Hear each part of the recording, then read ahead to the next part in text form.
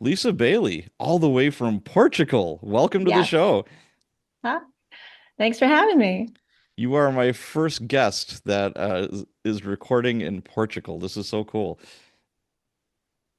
Yeah, it's a gorgeous place. You really gotta, if you've never been, you gotta visit. I can We love only it here. It's imagine. beautiful. Are you Yeah. close to the beach? Yes, we are.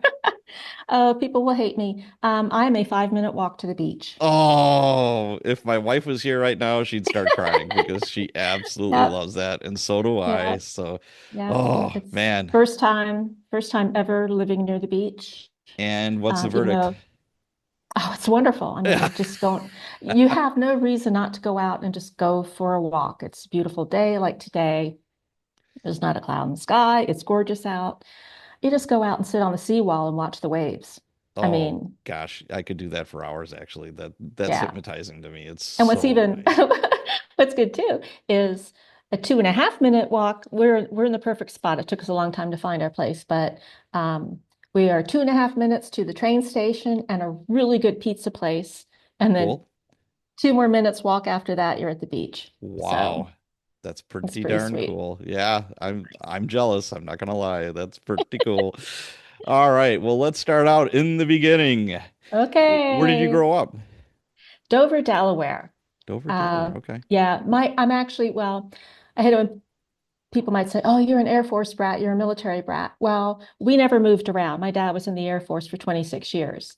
And so I was born in South Carolina, but by the time I was in kindergarten, we had moved to Dover, Delaware. Hmm. And that's normally, in the military, you're bumping around every 3 years. Well, my dad, this was when the Dove, um, Dover Air Force Base was becoming primarily an all C5 airplane, the C5 airplanes, Okay. a whole C5 base, like all C5s. That's where all the, go in and out of. That's the hub. And my dad was jet engine mechanic.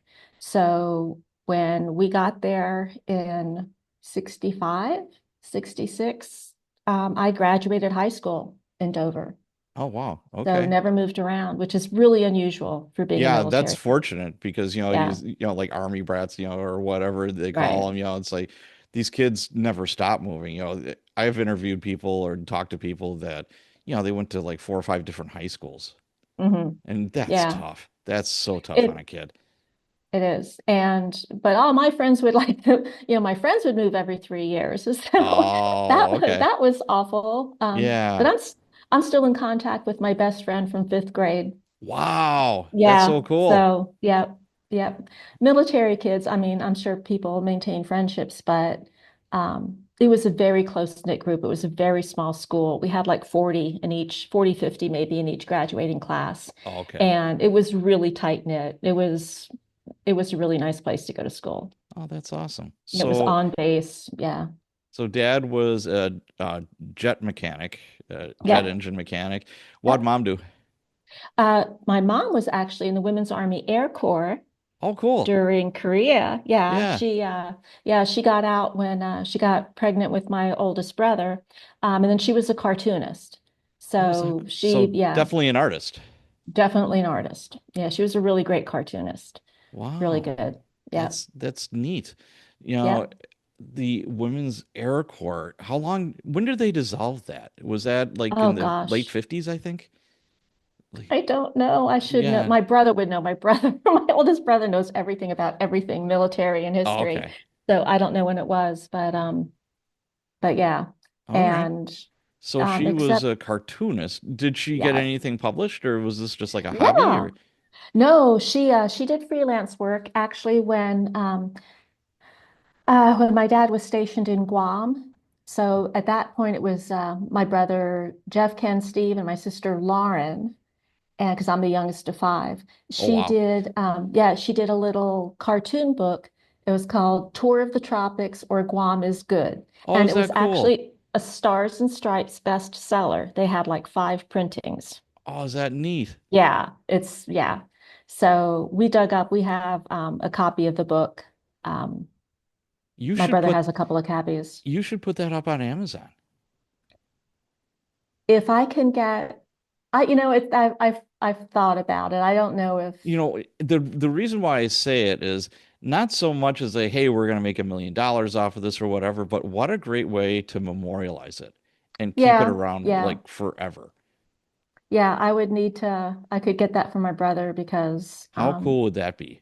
yeah, she'd have a fit. And also, she always downplayed herself. When she was in her 20s, she worked for Vogue. She would color in, she would do the patterns Oh, on cool. the Okay. designers' illustrations. Yeah. And she actually wrote to Nescafe and did little cartoons like, oh, the girls and I, we always, have Nescafe coffee in the afternoon. She'd do all Oh, these little cartoons. yeah. She wanted to get free samples from Nescafe. They ended up using it as a nationwide ad in the Oh, how back of cool. magazines.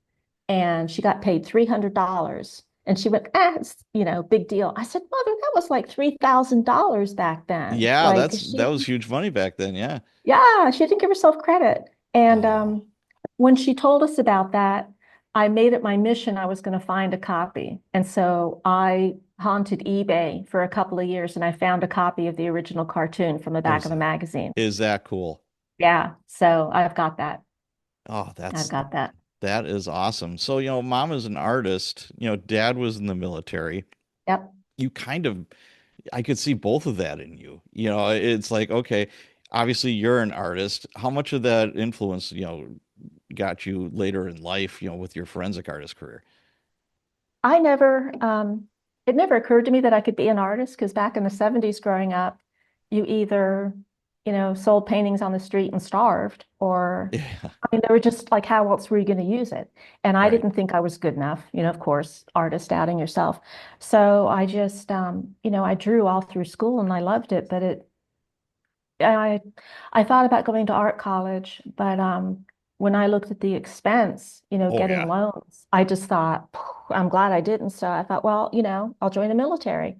I'm a military kid, so it wasn't unusual. right. Um, so yeah, so it's like, well, I will join the Navy and see the world There you go. and work on getting my degree. And so that's how I went to college is I went part-time, oh my God, over 11, 12 years while working full time to get Oh, to see, get my stinking degree. I lost my mind. I worked a full-time job and went to college full-time. Mhm. I got kicked out of Oh, college twice because of that. My grades were horrible because, um, I was burning the candle at three ends. But yeah, when it's you're tough. young, when you're young, you can do anything, right? I mean, Yep. you're you can do what it's like.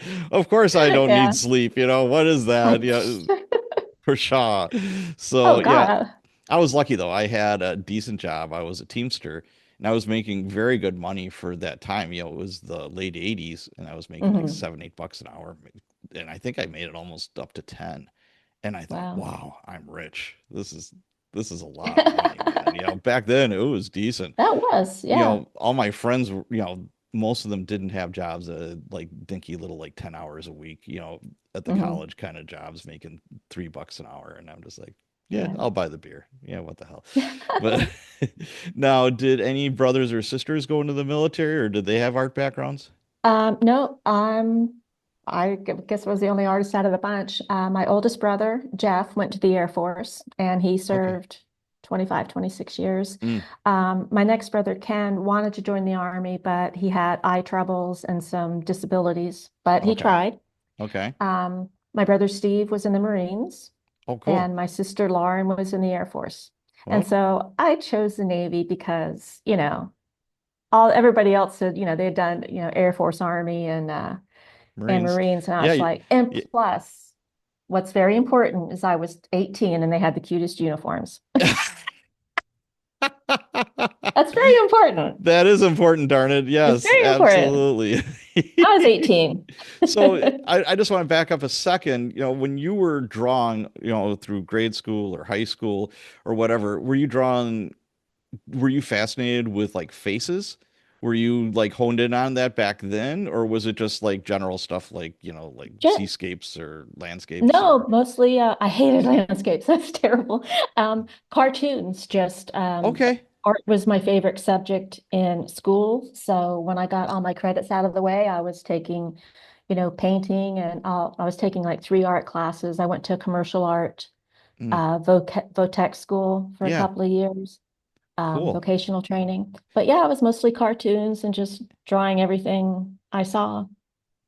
But then I thought, well, I can't make a living out of that. So Okay. that's So, where the Navy came in. you graduated from high school and you joined the Navy. Did you join like right after high school when you graduated? Yes. Yep. I actually took the entrance exam when I was still a senior. Okay. And the I ended up going on delayed enlistment. And this is something that, the recruiters aren't supposed to do. But apparently, I scored well enough where they're like, well, they have a book of all the jobs. They're Yeah. like, you qualify for them. The recruiter gave me the book to take home and said, figure out what you want to be. Oh, And wow. they tried to push going into nukes. And I was like, I am not a math girl, math, physics. No, like I cannot do that. And then somehow I saw I wanted to be, they had actually an illustrator draftsman position, but that was something that they did not have a school for. It was called, you basically had to, called striking for it. You had to join without a guaranteed school and hope that you could become a draftsman, like basically a graphic artist in the military. And every military kid knows you do not join the military without a guaranteed school, Right. like lockdown, or else you're going to end Yep. up chipping paint. Oh, So yeah. yeah, so I joined, and I had never taken a language before, but somehow I thought, oh, I'll be a Russian linguist. Like, okay, Oh, now you went into the 18. intelligence field, Yes, being a yep. Russian linguist. Mhm. What is that? That sounds really super cool, almost James Bondish, really. Oh, I wish it was that exciting. But no, it was they send you to language school. So I spent a year in Monterey, California, and then 4 months in Goodfellow. And you're basically listening to Russian and interpreting it and writing down what you're hearing. So So I'm assuming you had a top secret clearance? yes, I had top secret SCI, the what special compartmented. Yeah, I Okay. had tippy top clearance. Yeah, Wow. the one of the agents came to interview me during boot camp. Wow. So yeah, That's so people interesting. were like, what's up with Lisa?" So you Yeah. had a certain aptitude for language, obviously. Was it, I mean, when I think of Russian, I think of, man, that's a tough language to learn, uh, isn't it? I didn't think so. And I'm not trying to sound like a smarty pants, but it's a very organized language and it's phonetic. So, and the military knows how to teach a language. So when you go to the Defense Language Institute, they start out with, okay, because I think Cyrillic has 33 characters. So they start at the beginning, you learn the characters and words and sentences. And um, so I'm a visual person, so I got used to, okay, well, the Russian R looks like a P, and Yeah. you just start thinking and reading it in Russian. I can tell you Portuguese is tougher than Russian. My Really? hand to God. Yes, yes, it's tougher than Russian. I'm Now, having trouble pronouncing it because okay. Russian is very like hard, like the sounds are hard. You know what I mean? Is it similar to So, like German? I know German, the sounds are like very like abrupt and kind of like short like and Russian. Yeah. So yeah, Russian to me was just boom, boom, boom, very organized. wow. And there were exceptions to rules, but even the exceptions had rules. So Okay. it was like to me, it was like somebody sat down and wrote a language. So me and my girlfriend Mary, if we were roommates all through DLI and stuff.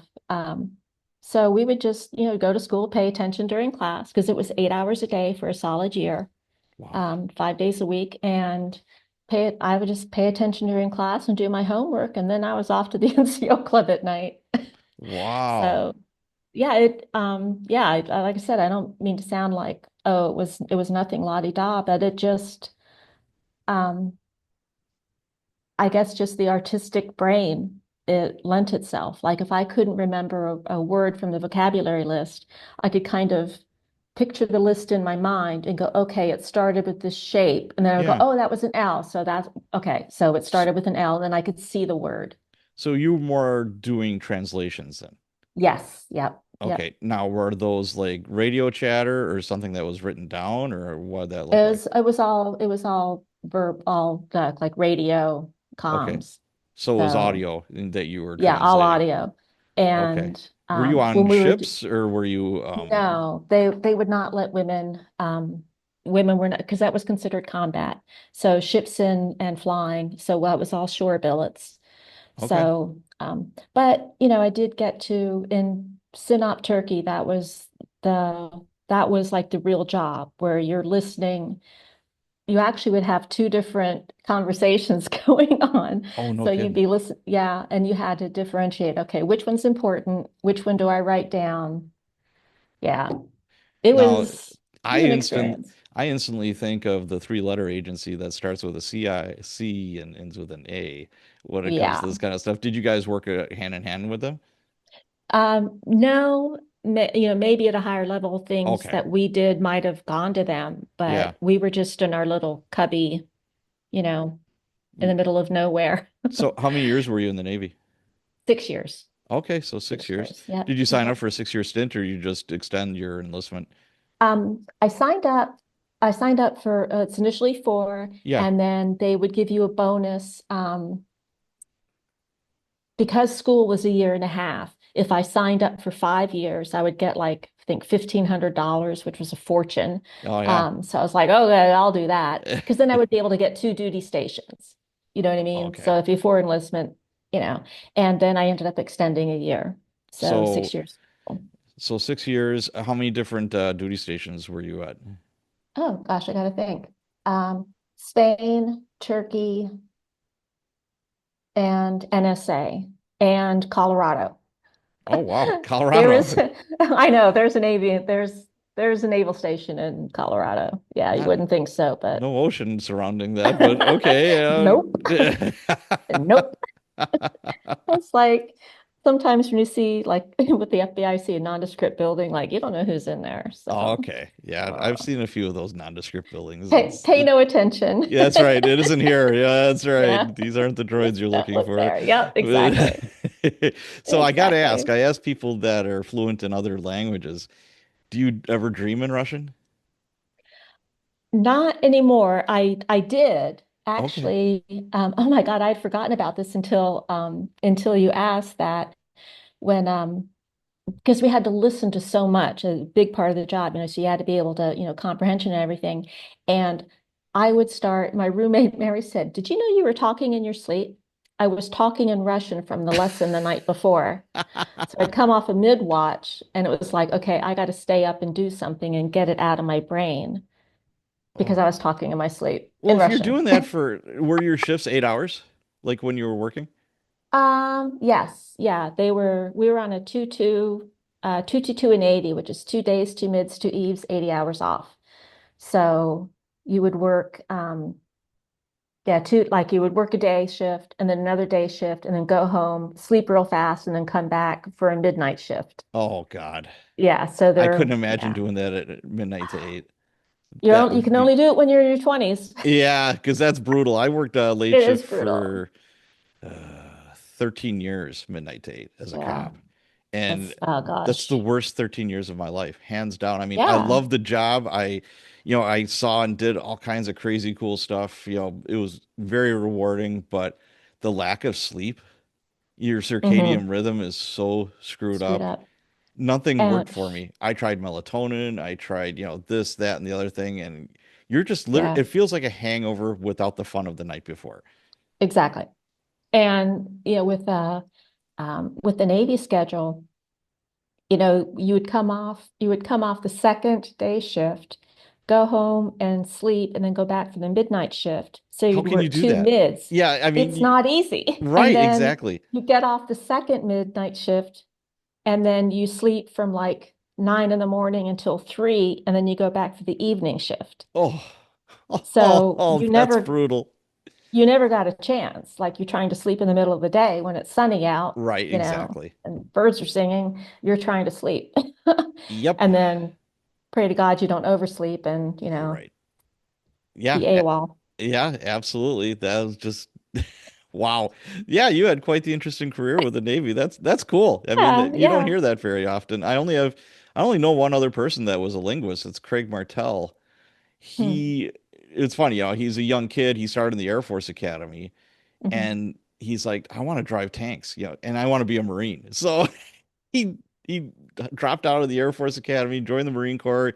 I want to be a Oh, tank cool. guy, blah blah blah. They looked at his ASVAB scores. He's like, no, you're going to learn Russian. So guess what he did? That's Yes, That's yep.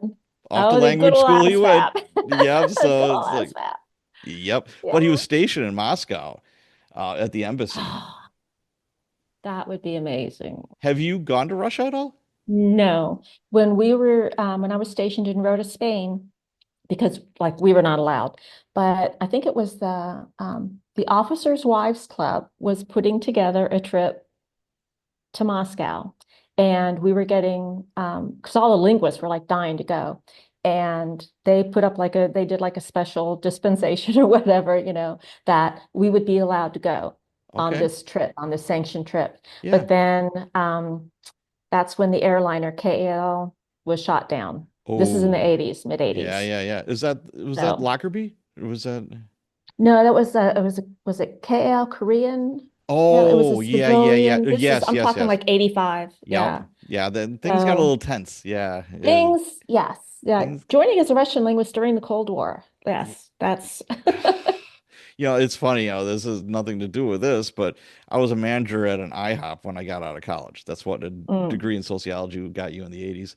And one of my waitresses was fascinated with Russia. And she's like, America sucks. This country is, blah, blah, blah, blah, blah, blah, blah, blah, blah, every day. And I'm like, oh, okay. And then she came in just beaming one day and she's like, I'm getting like 6 months over in Russia. I get to go Wow. study there. And I'm like, oh, you enjoy that. I'm sure it'll be amazing. She comes back and like, I hate Russia. And I'm like, why? There was no heat. She said my dorm room, there was a hole in the window. They never fixed it. She said there was no food. She's like, it was hard to get food. And she's like, they had a lot of vodka. That's what they had. That's Yeah, a ton of vodka. But she said, there's no, she said, I love America. I'm like, oh, you changed your tune a little bit now. I don't Okay. it. It's I think the military's that way too. It's like you take somebody that maybe doesn't appreciate how good they have it and you get Right. them in the military and send them through boot camp and overseas and opens their eyes how Yes, good it does. we are very lucky to have been born in this country. I Oh, I mean, it's wholeheartedly agree. just very Wholeheart. lucky. Thank my lucky Yes. stars. Yep. You and me Yep. both. Both my parents are immigrants, and they would talk about it all the time. How Hmm. great this Yeah, country is. Yeah, I it's read, I try not, it's terrible. I don't want to stick my head in the sand, but there's only so much news I can take oh where I'm just, yeah. it's like, oh, I'm just gonna go put my head in the sand on the beach or something. There you Yeah. go. Hey, you're at the It's, beach. What could go wrong? hard. I know, I know. I don't mean to escape, sometimes you have to escape reality, but I um, understand that. yeah. All right, So, cool. So you join the Navy, you're doing your intelligence linguist thing, and it comes to an end. You know, yes. what was your next chapter? Where'd you go? Oh gosh, what did I do? That was so long ago. Well, I was trying to find a job. So that's when I was in Colorado, and I started. I had a top secret clearance, so that's where I was. Putting everything out. There was no jobs for with a clearance in Hmm, Colorado. I mean, NORAD was there, but I wasn't qualified for. sure. Nothing I could do at NORAD. So I was like, well, I'm moving back east to the land of top secret clearances. Yeah, there's plenty of there. Yeah, There's plenty of plenty of those. jobs. I had a job in a week. I had a job in a week. I was a contractor doing admin work for the Johns Hopkins University Applied Physics Laboratory. That sounds Um, very cool. yes, and so it's literally working with like rocket scientists. I mean, I was just an admin person, um, but the top secret clearance got me in, So so I you wasn't kind of doing anything leveraged language. you leverage your Navy experience into the Oh, civilian abs world that way. they basically, a TSSCI clearance, we used to say, oh, it's like worth 50 grand. Well, that was years ago. I mean, just think of the manpower it takes to investigate somebody to get that level of clearance. And so companies and government contractors if they hire somebody without a clearance, what if they get 11 months into the investigation and then find out they can't get a clearance? They've just wasted Oh, all that time. yeah, that's true. So it behooves them to hire somebody. It was an entry level position. I was not doing anything linguistics related. So they're like, okay, well, you have a clearance, you're a warm body, you're smart, you have a clearance, we will train you. And, I was the admin work I was doing then. Um, it wasn't as much paperwork, but I felt like a monkey at a keyboard with a very high level clearance. It wasn't a Okay. lot of brain work, but it paid the bills. Yeah. And, yeah, paid the bill. So that was a contract position. So Um, for those who don't know, we're talking about top secret clearance and all that. How does one attain a top secret clearance? What did you have to go through? um, well, if somebody wants a clearance, you can't buy your way into the one or anything. You basically have to be hired at a job that will go through the rigmarole to get it for you. Yeah. So I had a DOD clearance in the military. So they go back to your friends in high school, the principal, they knock on doors, they go back with a fine-tooth comb and they dig up every possible piece of dirt they can find on you. Okay. And, at 18, thank God, I didn't have anything. Right. I didn't do drugs. I mean, I just went to school and, kept my nose clean and all that. Yeah. Um, so yeah, so it opens a lot of doors. That was probably the one thing that I can credit, a good part of what happened in the future was getting that top secret clearance. I mean, if I had screwed up in high school, if I had done drugs, if I had been a troublemaker, I probably wouldn't have gotten the clearance. Yeah. And, you You know, know, for you kids that are listening, here's a public service announcement. I hate to say that. I But know. it's I true. had, I, you know, you I know, I talk at colleges every now and then to criminal justice classes, and I'm like, the the decisions you're making right now have consequences. yeah. You may not think it, you're like 19, 20, 21 years old or whatever, everything is so new and fresh to you and all that good stuff. But, it's like I give the example of my son. He went into the army and he wanted to be a medic, and they turned him down because he had two underage drinking tickets when they did Oh his gosh, backgrounds. And I'm like, really? I mean, I was drinking underage all the time. I just never got caught. I didn't get a ticket for it. But, that's you know, heartbreaking. it's not like he was out murdering people or whatever. And, they saw it as a big deal. So again, for you kids that are listening out there, yeah, your decisions, do have consequences. You Yeah. may not think it does, or yeah, I don't really need that. You might need that later on. Yeah. So yeah, like you said, keep your nose clean, be a nerd if you have to, whatever. Just oh It's true. Yeah, it's like oh gosh, what was I gonna say? Oh, like when they would always say in school, it's gonna go on your permanent record. yeah, It's like, well, it kind of that's does. that one, yeah, drugs and troublemaking and stuff like that. Yeah, that'll have an So impact. when you So were in the Navy and then later on when you were in the FBI, how often would they have to like check to make sure you were still top secret clearance? Like, were they doing polygraphs? Were they doing more background stuff? no, when you get the clearance, it's basically good for 5 years, and then they do 5 years. updates. Okay. Yeah. So when I was at NSA, they did another polygraph. I don't remember an entry polygraph for the initial clearance, but maybe I did, and I just forgot. It was so long ago. Yeah. And then in the FBI, you only have to do, now they've changed the rules on account of his name just Hansen, Robert Hansen, the big spy and it really embarrassed the FBI. Okay.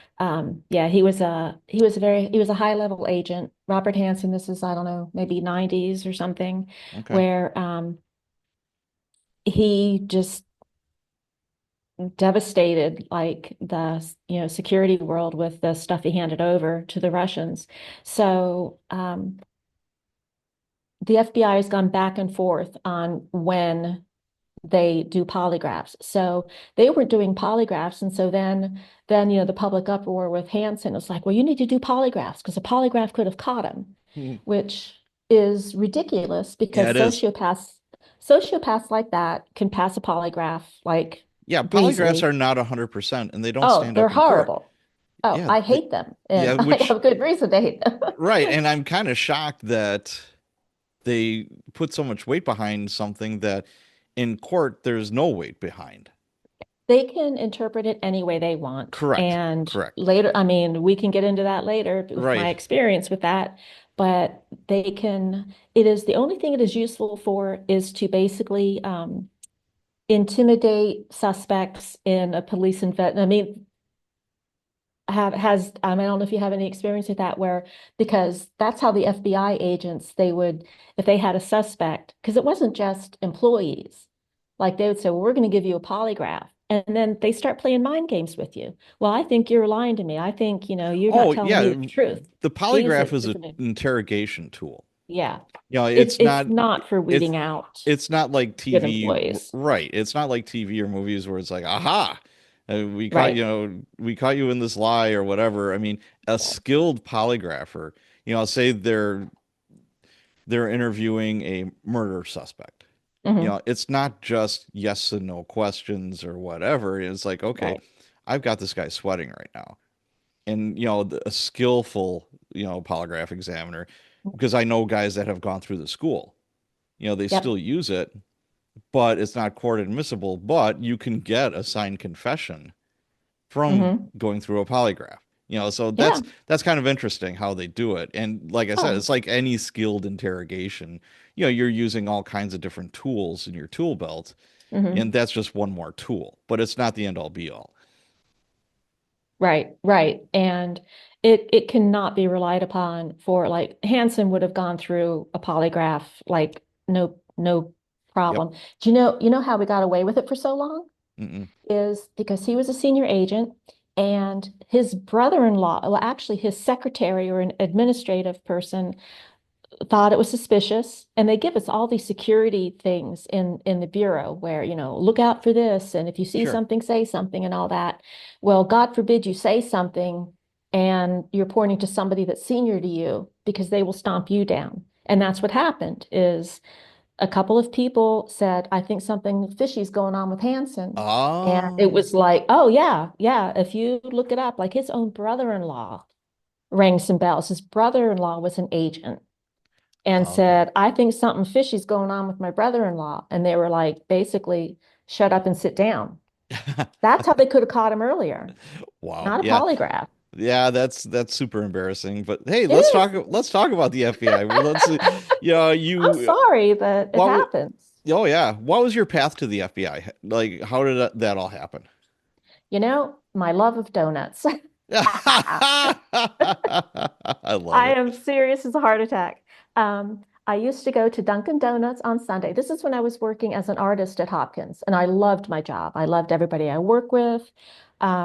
Yeah, when I was promoted from being an admin person, I became staff at Hopkins, and then I became a graphic artist.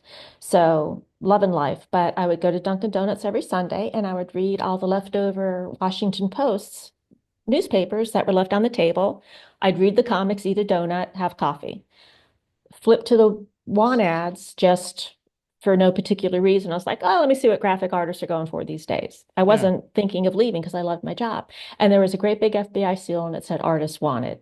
And I was like, oh my God, that is so cool. Yeah. And I read the listing and I was like, they wanted, the trifecta of graphics programs in the day, like freehand and Photoshop and Bryce, this one 3D thing, and draw and 3D software, all the things, the top secret clearance, all the things they were asking for. I was like, check, check, check. It was like that was my resume. Oh, I, was I that had cool? everything they were looking for. Yeah. And I thought, well, this can't be a real position. I just thought, because sometimes they are legally bound to post a position, Right, even exactly. if Even they though filled it they know who internally. they're gonna promote or They know hire who they're or going to whatever, promote. Yeah. but they have to throw it out there. Yeah. Exactly. That's like to be fair. And Yes. so I didn't think it was real. But a friend pushed me like, no, you need to apply. You should always have a resume on hand. You should apply. You should apply. So I thought, well, if it's a real position, they should interview me since I'm qualified, and maybe I'll get to see the inside of the FBI. That Yeah, was sure. my What the heck? Why overriding not? goal.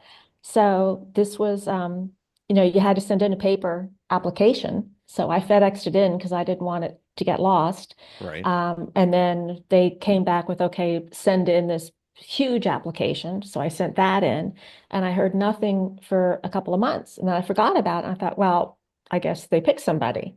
And one day I was working on a rush job and the phone rings and it was this man says, I'm from the FBI and we'd like to interview you for the job.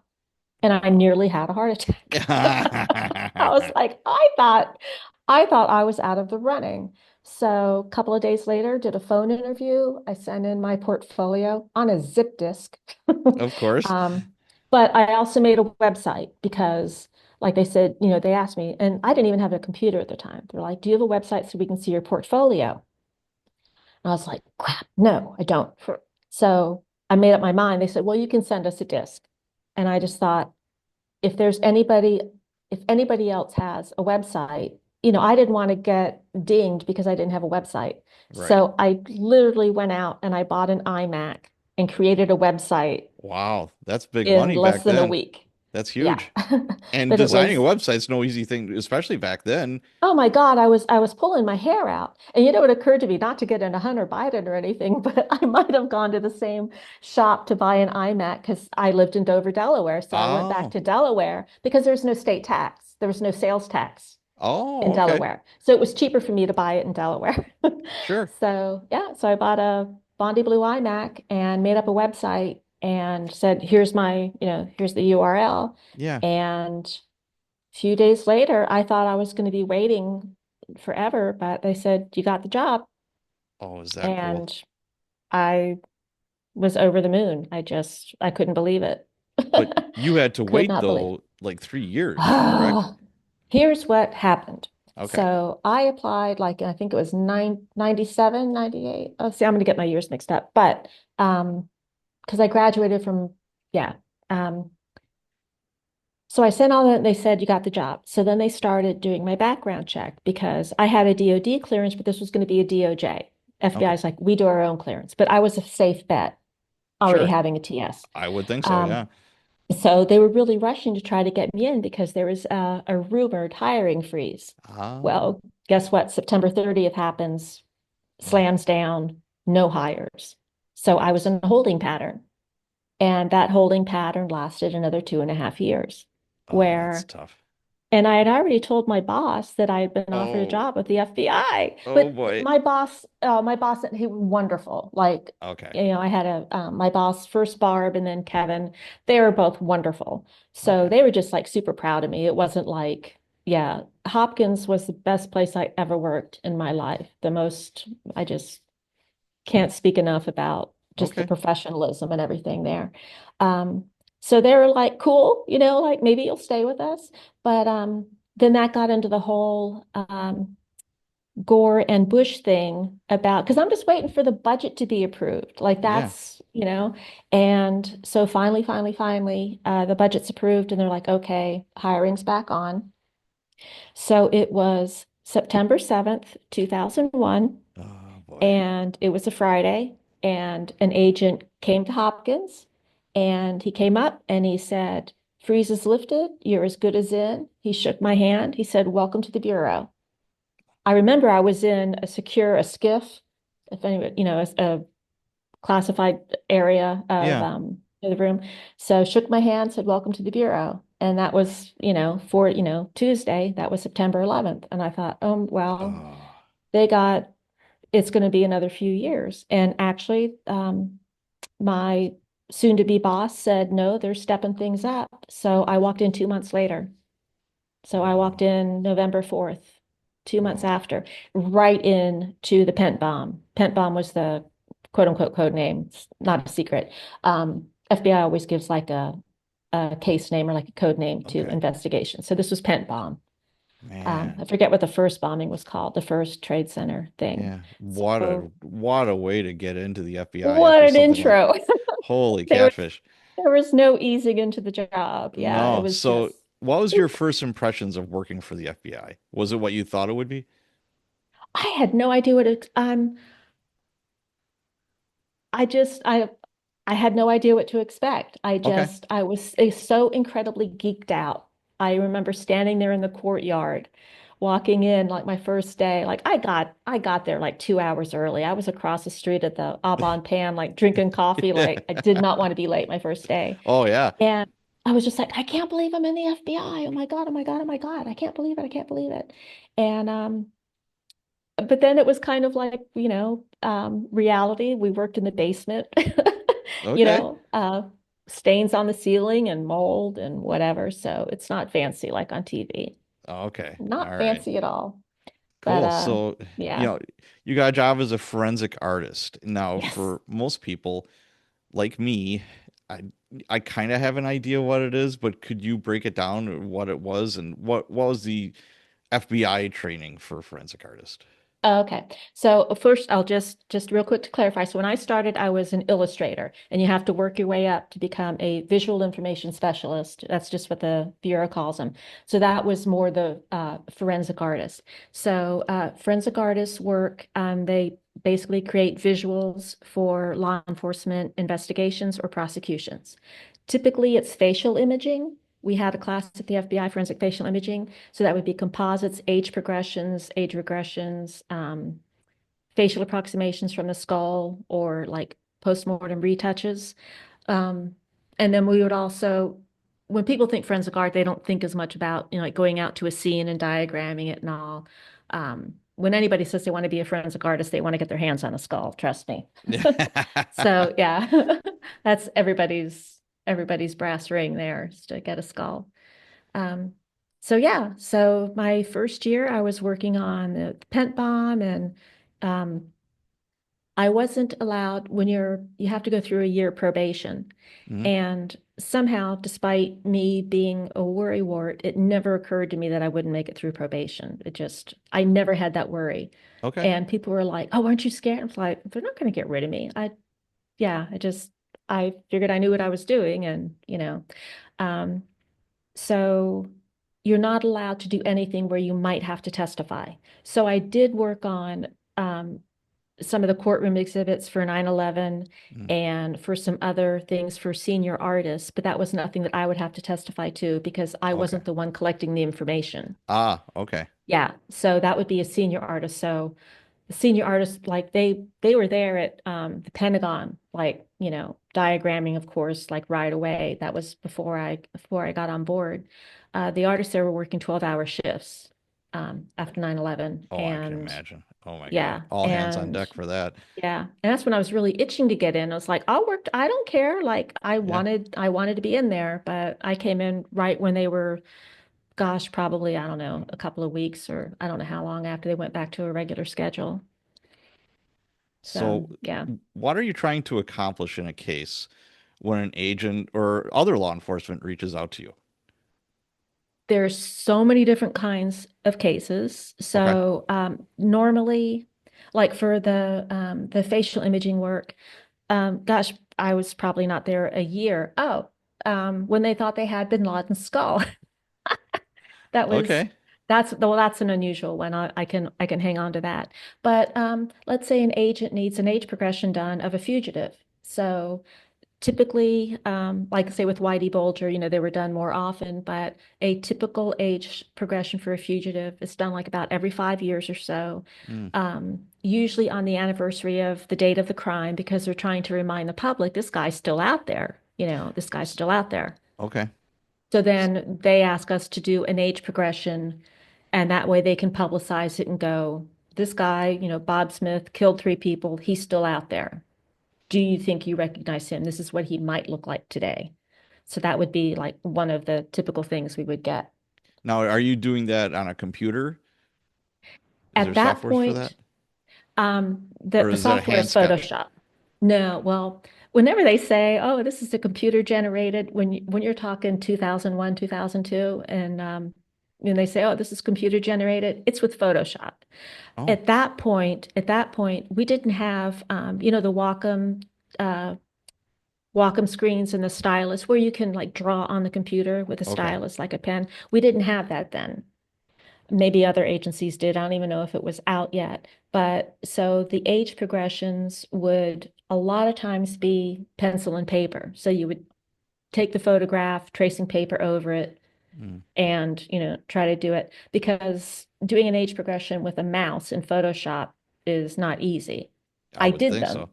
Yeah. because the thing is like if they send you, normally the photographs we would get for age progressions were terrible. They were always really rotten quality. Um, but if they sent you a photograph, if an agent sent you a photograph and said, I want an age progression, he wanted a photograph back, a photographic type.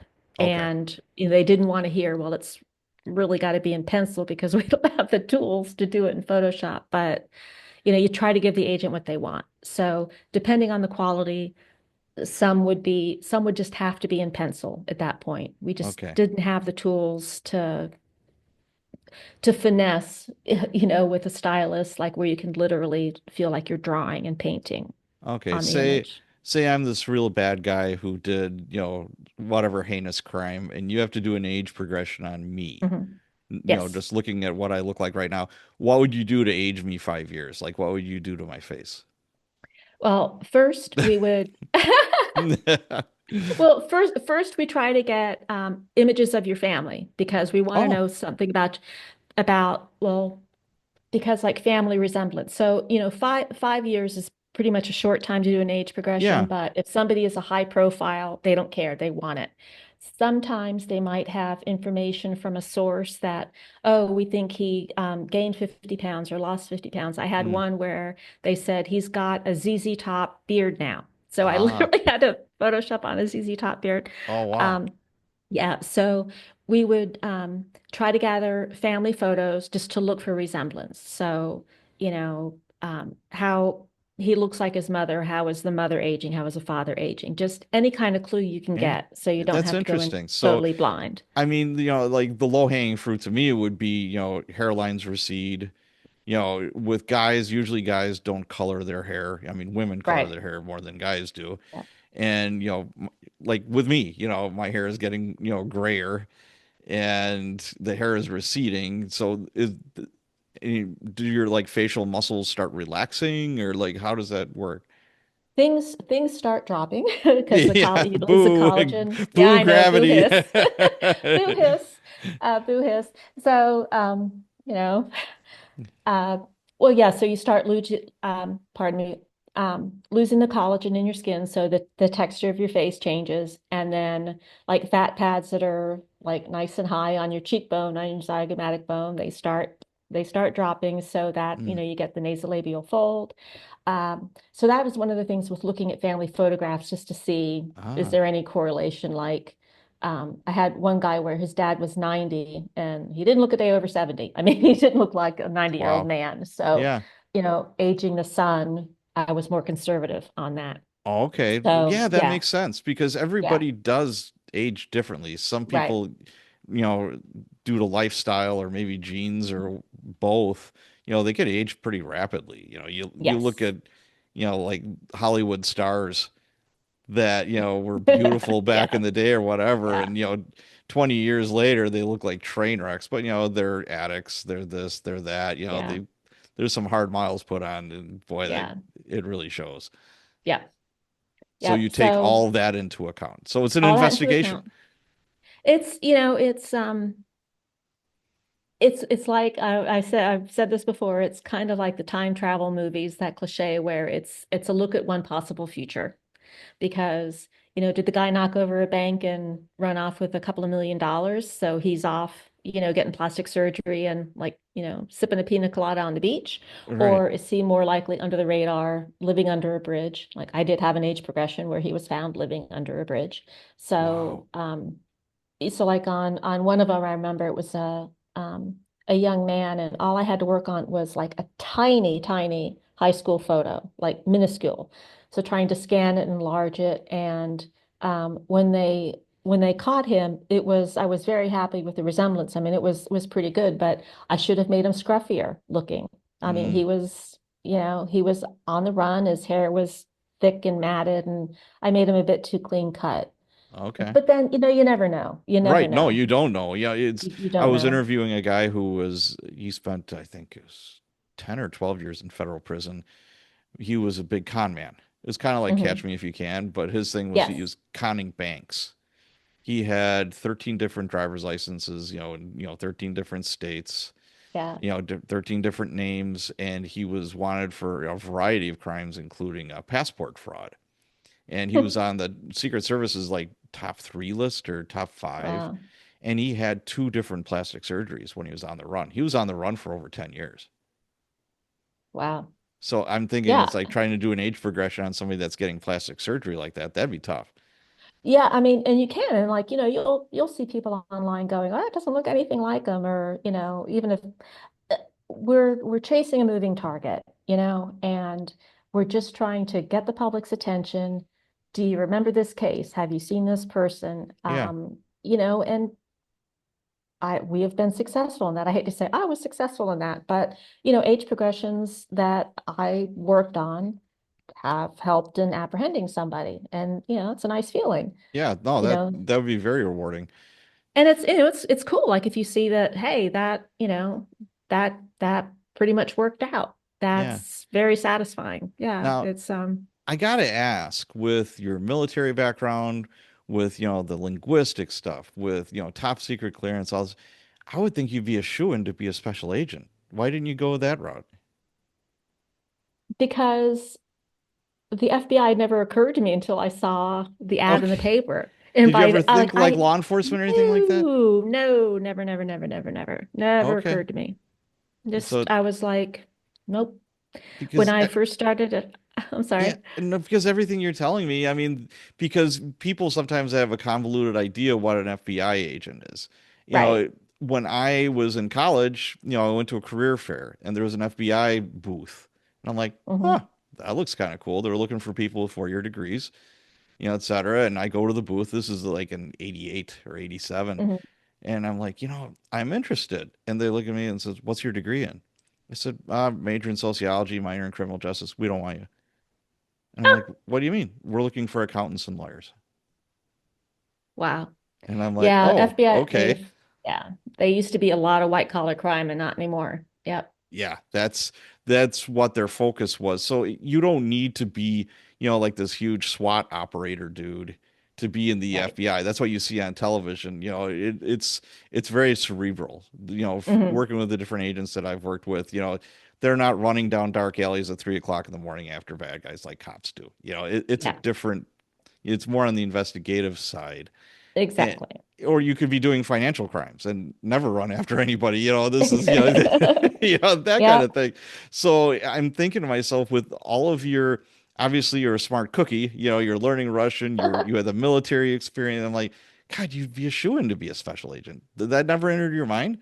It never, no, as soon as I saw that ad to be an artist, I thought I get to Okay. draw and catch bad guys. That was dream come true. Okay. Because my husband teases me because I have this strong streak like that's not right and that's not fair and Yeah. he teases me. He's like, sweetie, not everybody not everybody's honest and da da da da da. Right. So it's like I'll be surprised they lied. Get upset. but Yeah. um but no, as soon as I saw that posting, that ad in the paper, I was like, I could draw and like work for law enforcement. Are you kidding me? And make a I can difference. help catch. Yeah, Yeah. I can help catch. I just thought I can help catch bad guys with art. I just could not think of anything better. Now, you're talking about an agent would give you an assignment like for an age progression. Now, how often did outside agencies approach you?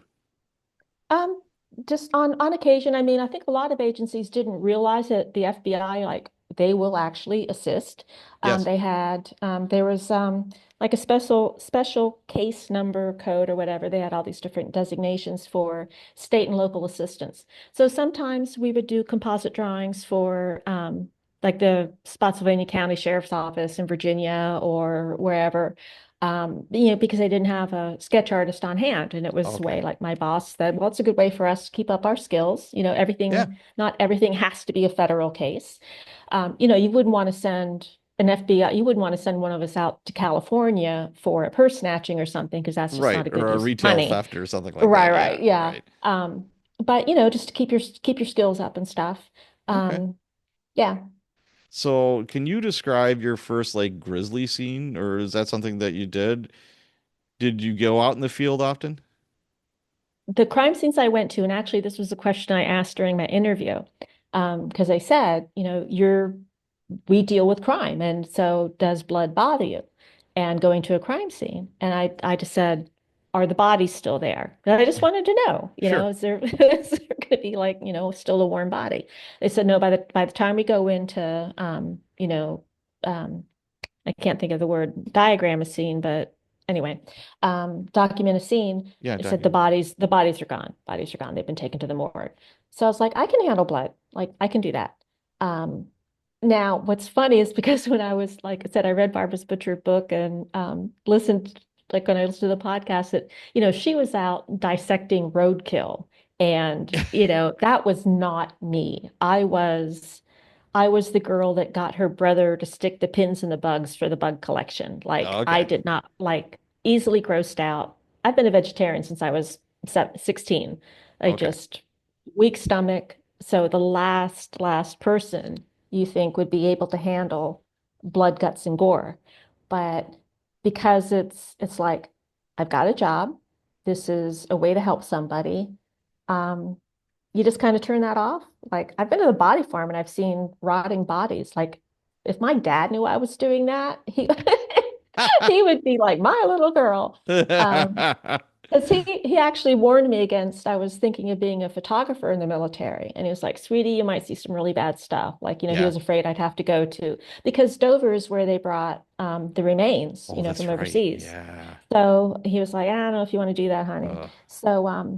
So he would have been, he didn't live to see me join the Bureau, but boy, he would have been over the moon because he was a Oh, big, like, law and order guy. yeah. Um, so, um, so yeah, so I didn't, the only time I saw bodies was at the body farm in Tennessee Okay. and going to a morgue. Um, and I handled it fine. Like I've seen autopsies. Like I actually did fine. I did S- not throw up or anything like that. So a part of your job sometimes was going out to a scene, and what would you do at a crime scene? Documenting for demonstrative evidence. So doing a floor plan diagram where the bodies were, where evidence was found, all that for courtroom presentations. Okay, so it wasn't just Yeah. faces. You were doing that as No, well. no, yeah, yeah. So that's the one part where it is forensic art, but like I said, it's the one type of forensic art that nobody wants to do. Like, Ish. when people email me and say, I want to be a forensic artist, they're not thinking crime scene documentation. And now it's a lot more um technical than, there's so many, they've got the 3D scanners, the room scanners, and Oh yeah, there's that's almost like surveying equipment yeah. So when there's they're more, documenting yeah, a crime scene now. Yeah, I mean, I yeah, remember the days of, you'd have a dead body in the living room. A yes, detective would come in with the CSI people, and it's like, okay, we're gonna measure where his head is compared to the front window. Where, yes. you're doing different measurements like that. Yeah, Or you if got a there's tape measure. yeah, oh yeah, absolutely. We had the little Tape wheel measure. thing. I Yes, remember yep, doing that many times, with yep. the CSI or the detective. Hey, officer, could you give me a hand? I'm like, yeah, sure thing. It's like, okay, from his crotch to the ashtray over there. Yeah, and it's like, Exactly. that's, or the casings, that was like Mhm. evidence gold, or the Right. bloody knife, next to the person, or you're just like, man, this is kind of like TV. This is kind of cool, but I was surprised by how untechnical that was back in the day. Yeah, I mean, when I joined, like I said, 2001, I went through because the FBI they may still teach the crime scene documentation class. So I went through that as a new hire. And you're out there doing grids, laying out grids in the woods, to document a scene and Okay, triangulating and everything. And so that was all done, tape measures and all that. But now the people doing that more like to have engineering or oh yeah, that kind of degree than, yeah. So absolutely, there were different things in the unit that everybody did. Like there was all that different facets of the work, and then some people just kind of gravitated to one thing more than the other, you sure. know. Yeah, I could see, Um, wherever your interest or your skill is, your that's strength. probably, Yeah. yeah, Yeah. I could see It's that. like Now, I told my boss, I said, like, don't send me out to a scene when I'm not ready, so I don't know the questions to ask. Do you know what I mean? yes, Like, I'll go out and hold the dummy end of the tape measure, but don't make me lead until I know what I don't know and know what I need right. to ask. Yeah, Because, absolutely. you send out the FBI, you're hoping for expertise. So Yes. yeah, I was never put in that position, thank God. So So, yeah, by the time I went out for drawings and things like that, I was pretty like you're sure what I saying, was doing. the body is gone usually when you're going out to a Yeah. scene like that. Mhm. And sometimes it might be a day or two, I would imagine, if you're traveling. Yeah. Yeah. And I had one where it was a year. It was a Oh, year. We went out to Chicago, and it was a very unusual setup.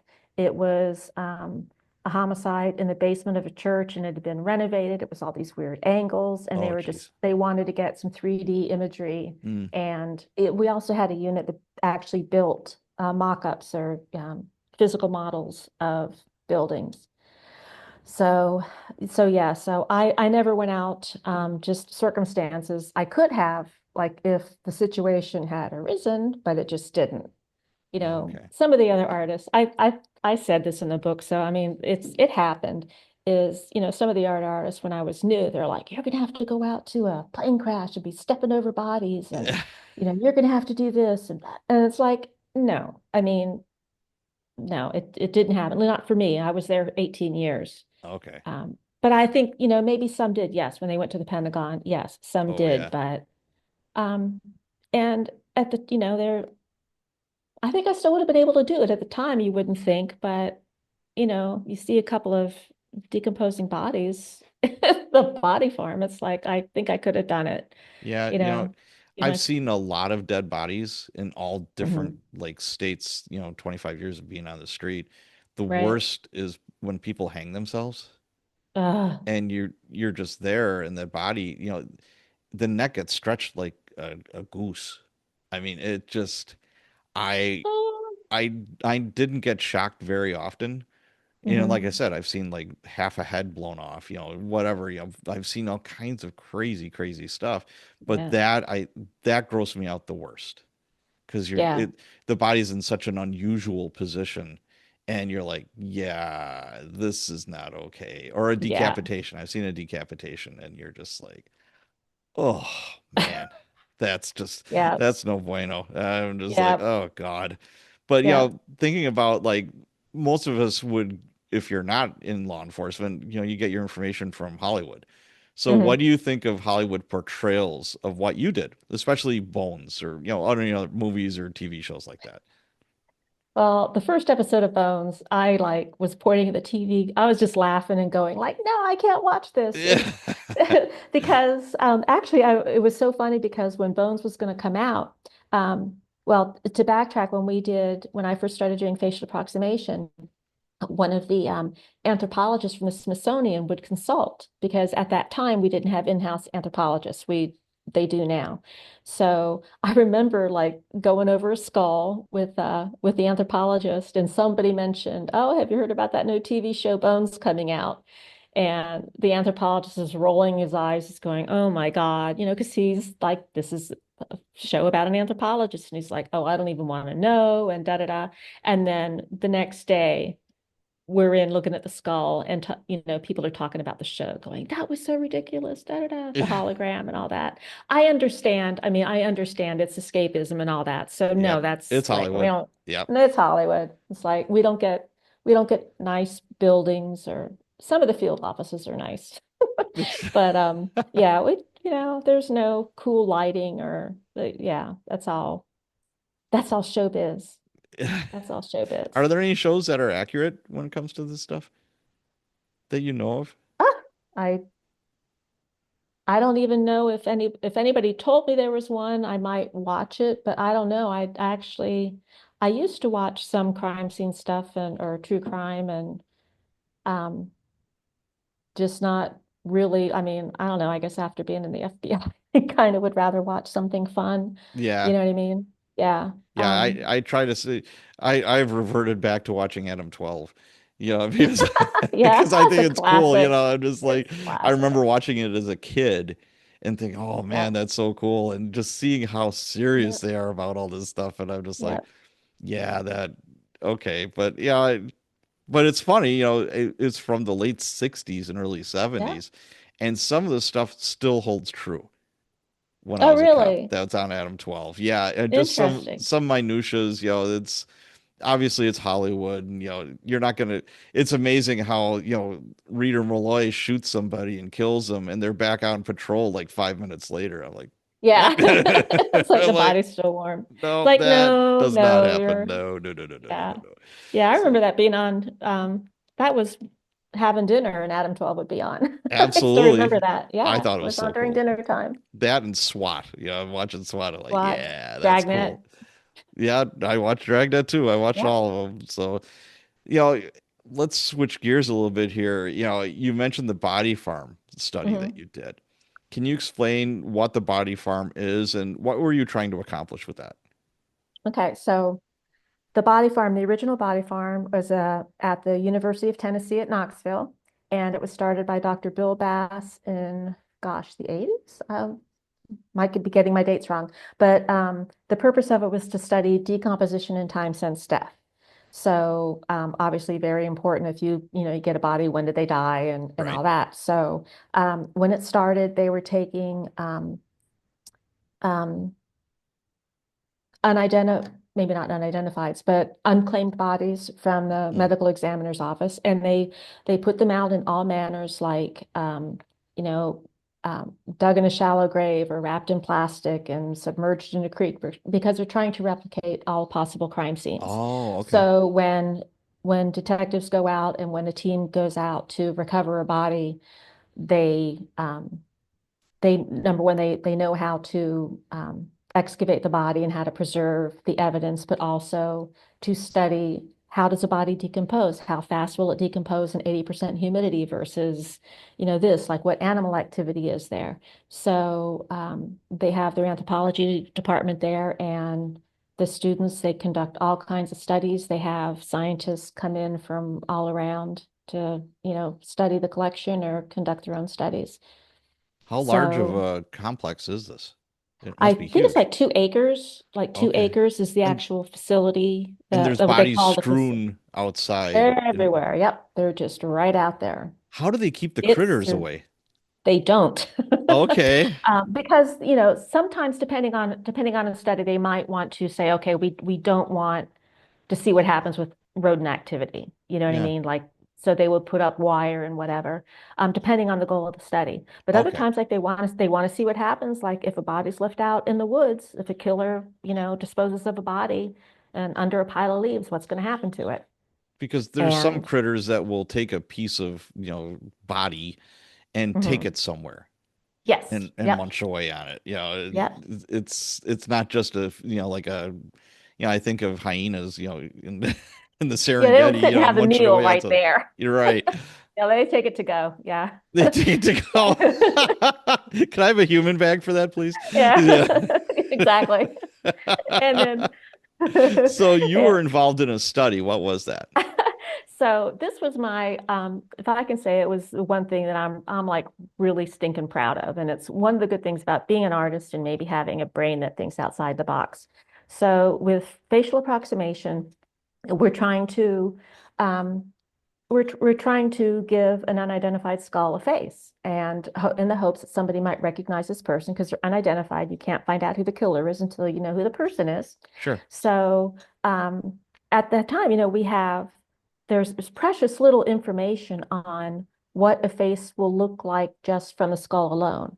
I mean, there might be a study like they examined 20 noses and they predict it'll, look like this, whatever. But there's so many nuances like that. Well, what about the epicanthal fold, like your eyelid fold? Does it go way back deep? Like, do you have a hooded eye? Is it at an angle?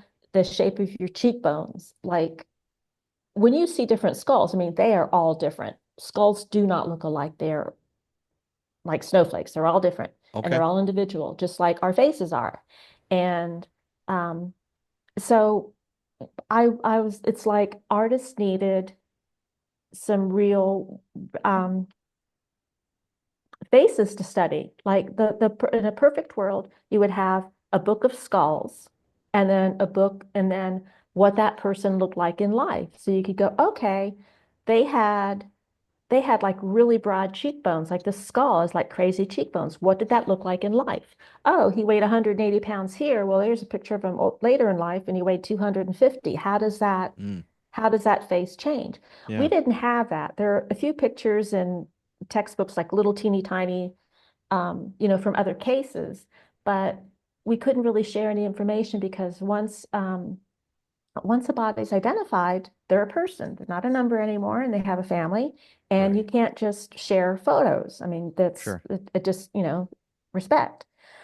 So I had reread Death's Acre by Bill Bass, and I thought, well, let me see about donating my body to the body farm. Like, Yeah. so I went online and I saw on the application they had a little checkbox. Do you want to submit a driver's license photo?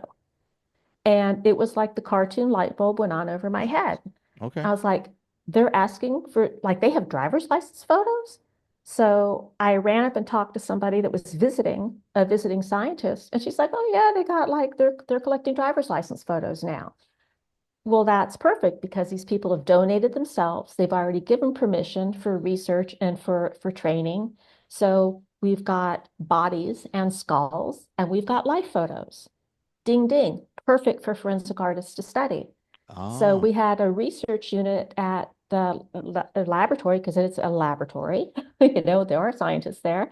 yeah. So I thought, oh my God, we'll go like we need to go there with a 3D scanner and scan all the known skulls and collect their life photos and then start figuring some things out.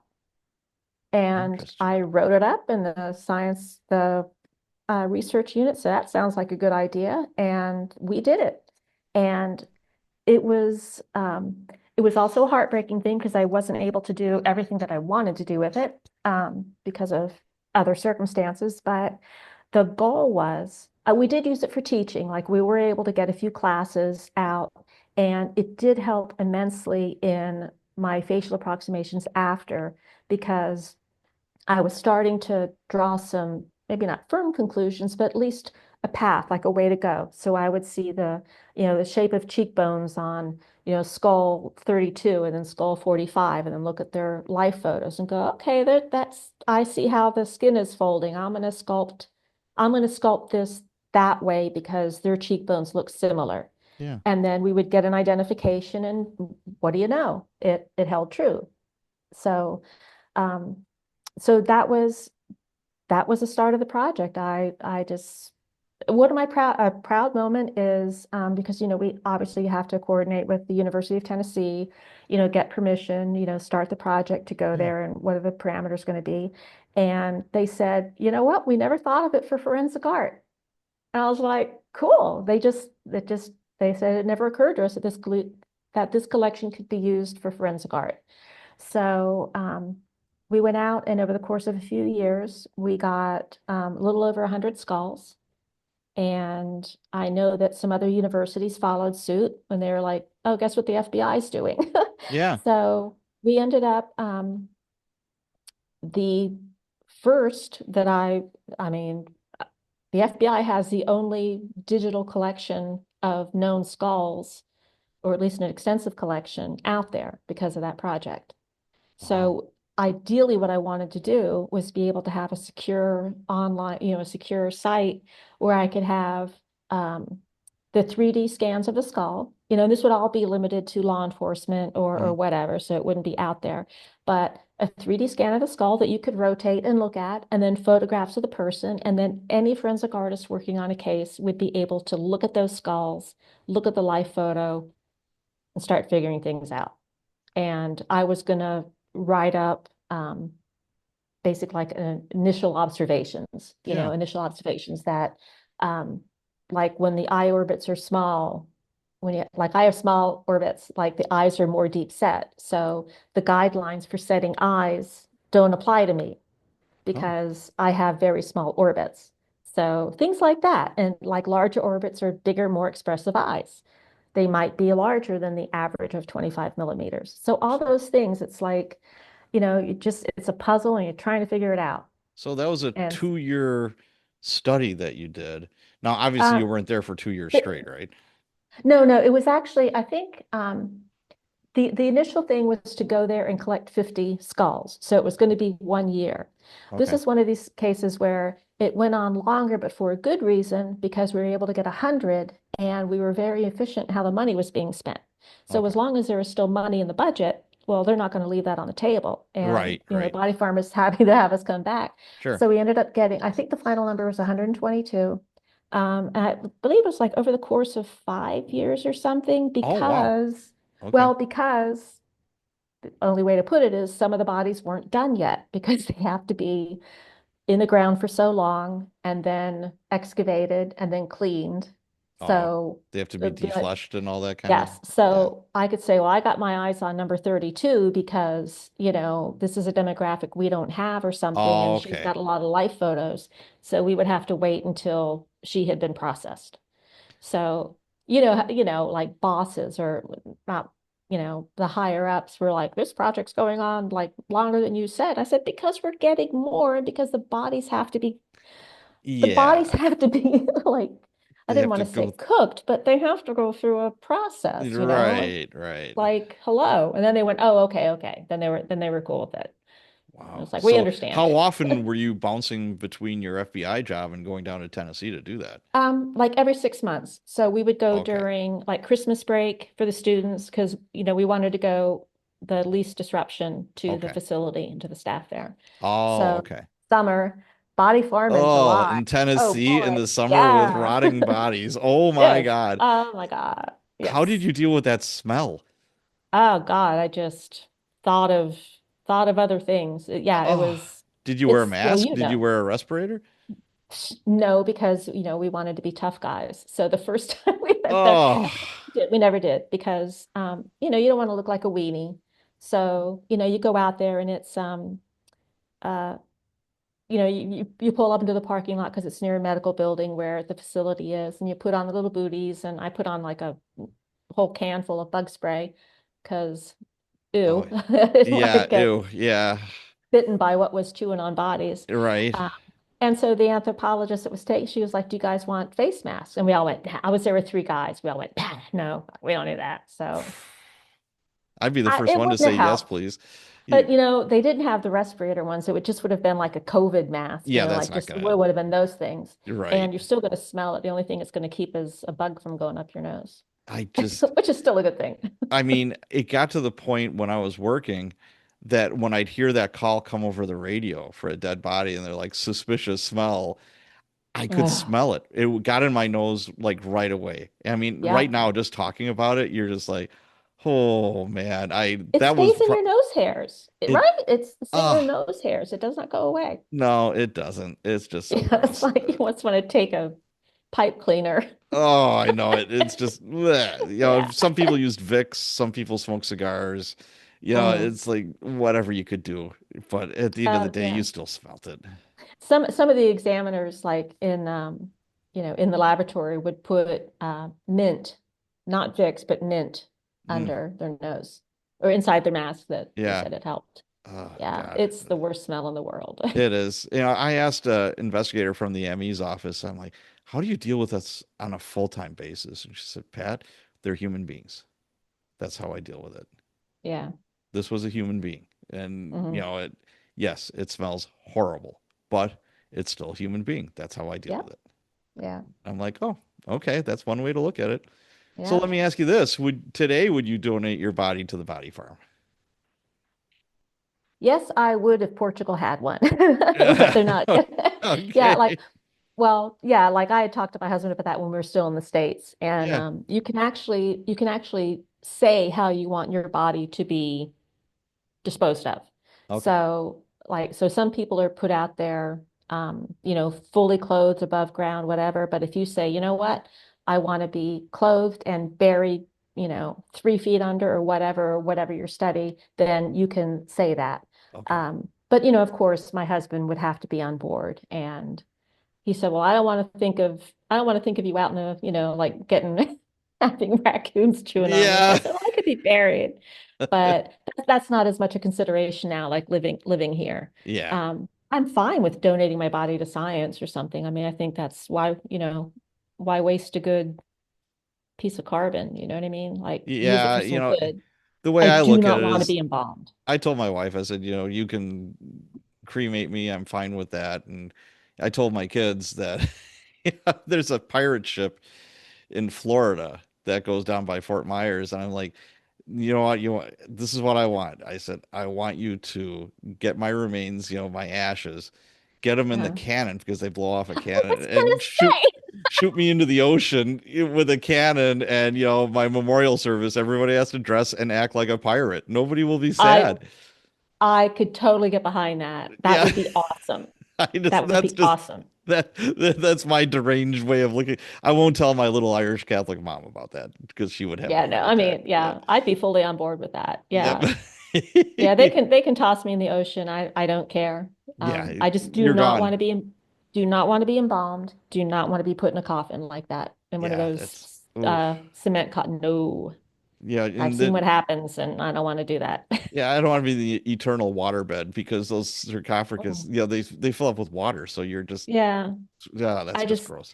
I just don't see the point. It's I don't either. yeah, it's to me it's just I can understand how embalming, during the Civil War, and I understand all that, like how it came about, but not for me today. No, I don't want it. No, So I'm on yeah, board. Yes, I agree with you there. So, could you walk us through an age progression case so this becomes like more real that was memorable to you, that meant something to you?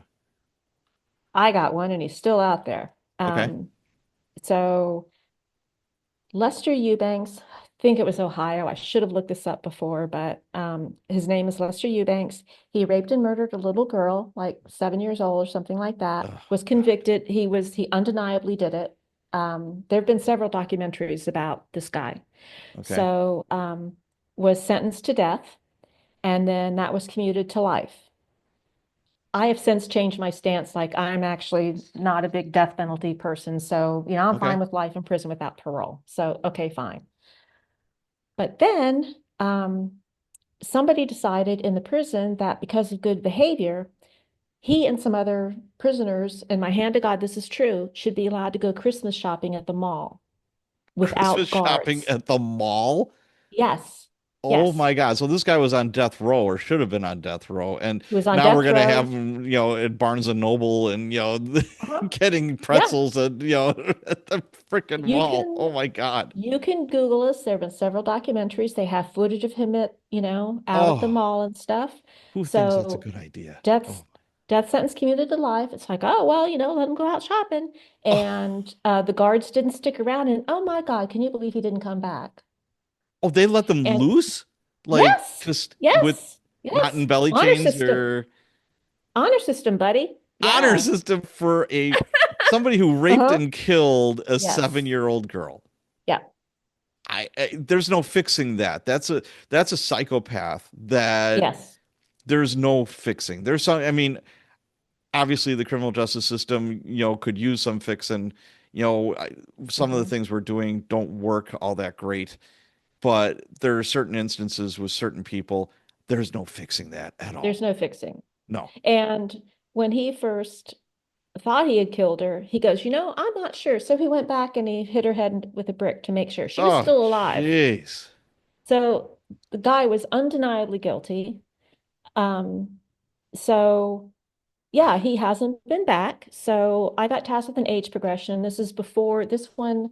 Yeah, this one I did in Photoshop and, trying to do it with, a mouse. And it was in black and white because typically, like, if we don't have color information, we don't put it in because you Okay. can be any kind of skin tone.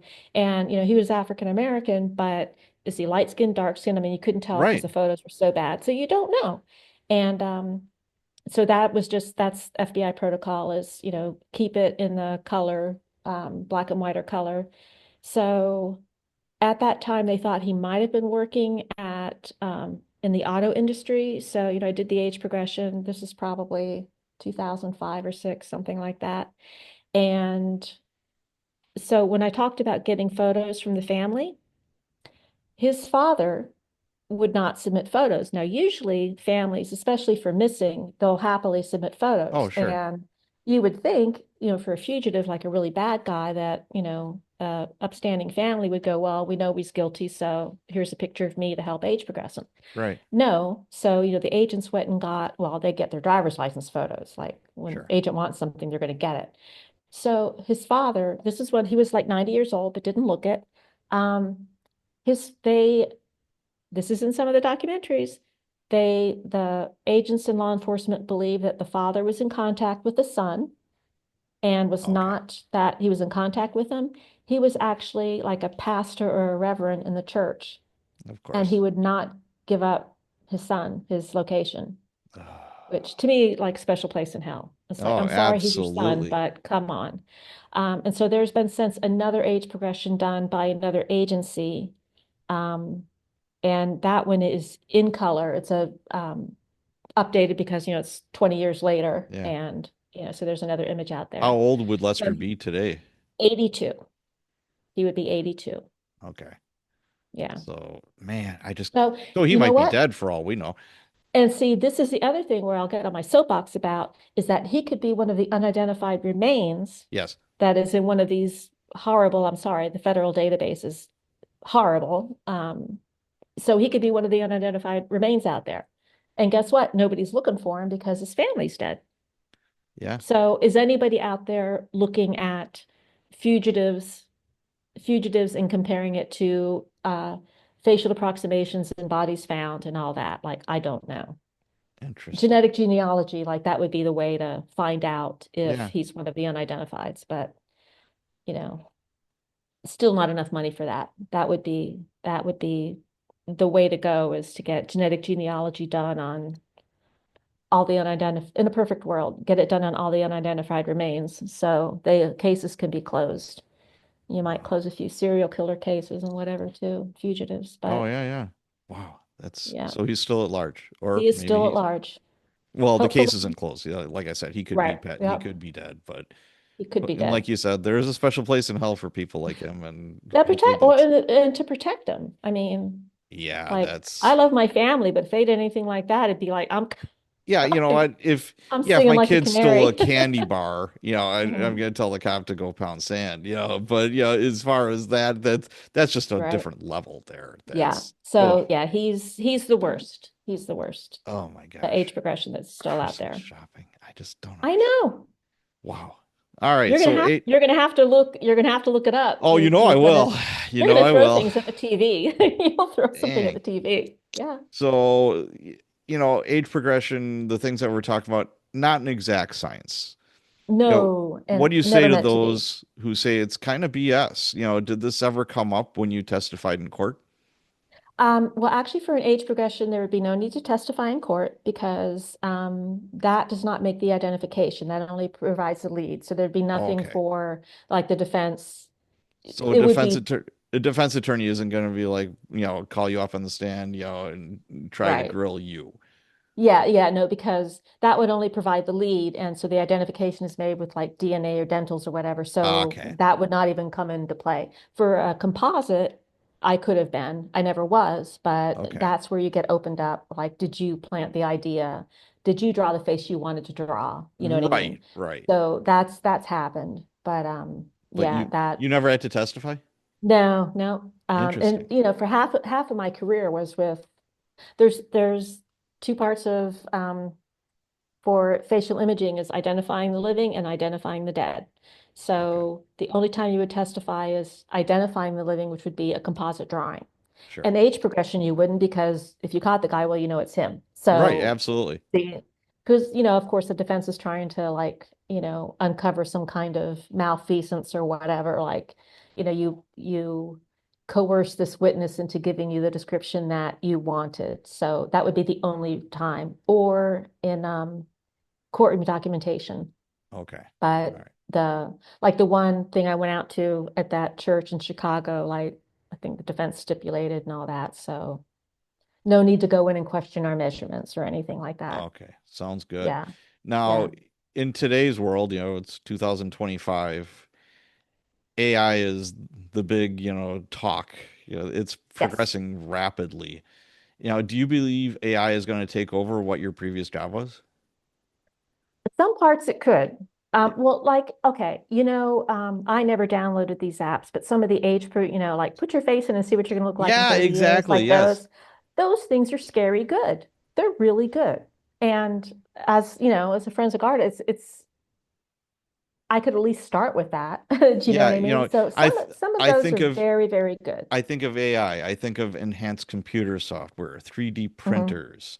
That's you know, but I think you still need a human to steer that boat. That might Yes. cut some jobs, but you cannot completely get rid of the humans. Yeah, it's just like Photoshop, Photoshop made some things easier and then like I'm an old-timey person like I used Photoshop before they were layers, and then that's how far back I go.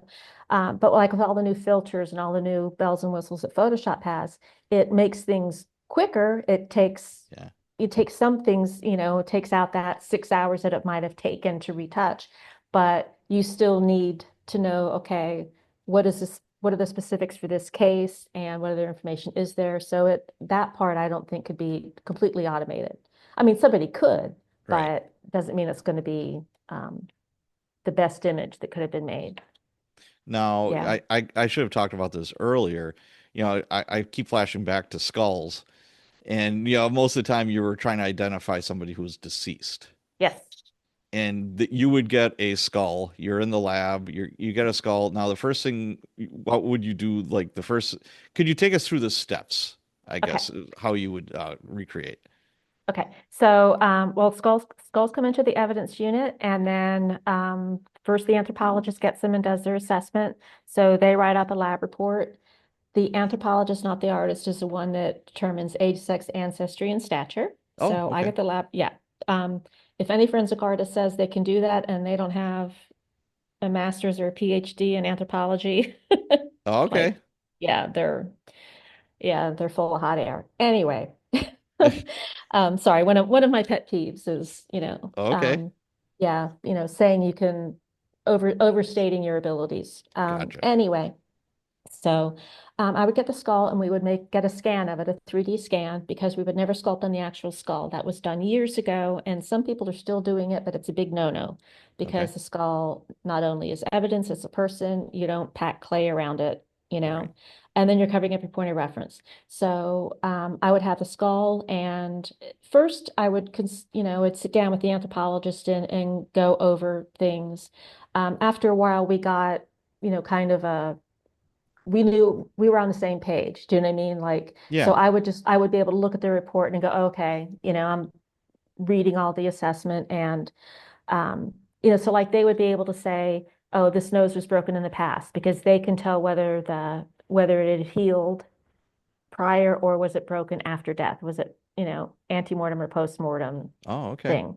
Oh, So okay. That makes sense. yeah. So, and like with teeth, were they missing teeth? Because when you lose a tooth and when you're living, the bone resorbs, it grows in on Mm. itself. So that's why you get like the little the old lady, old man with a little bunched in face and mouth is because Oh. their jaw and their mandible is gone. Like Oh, okay, okay. that's all gone.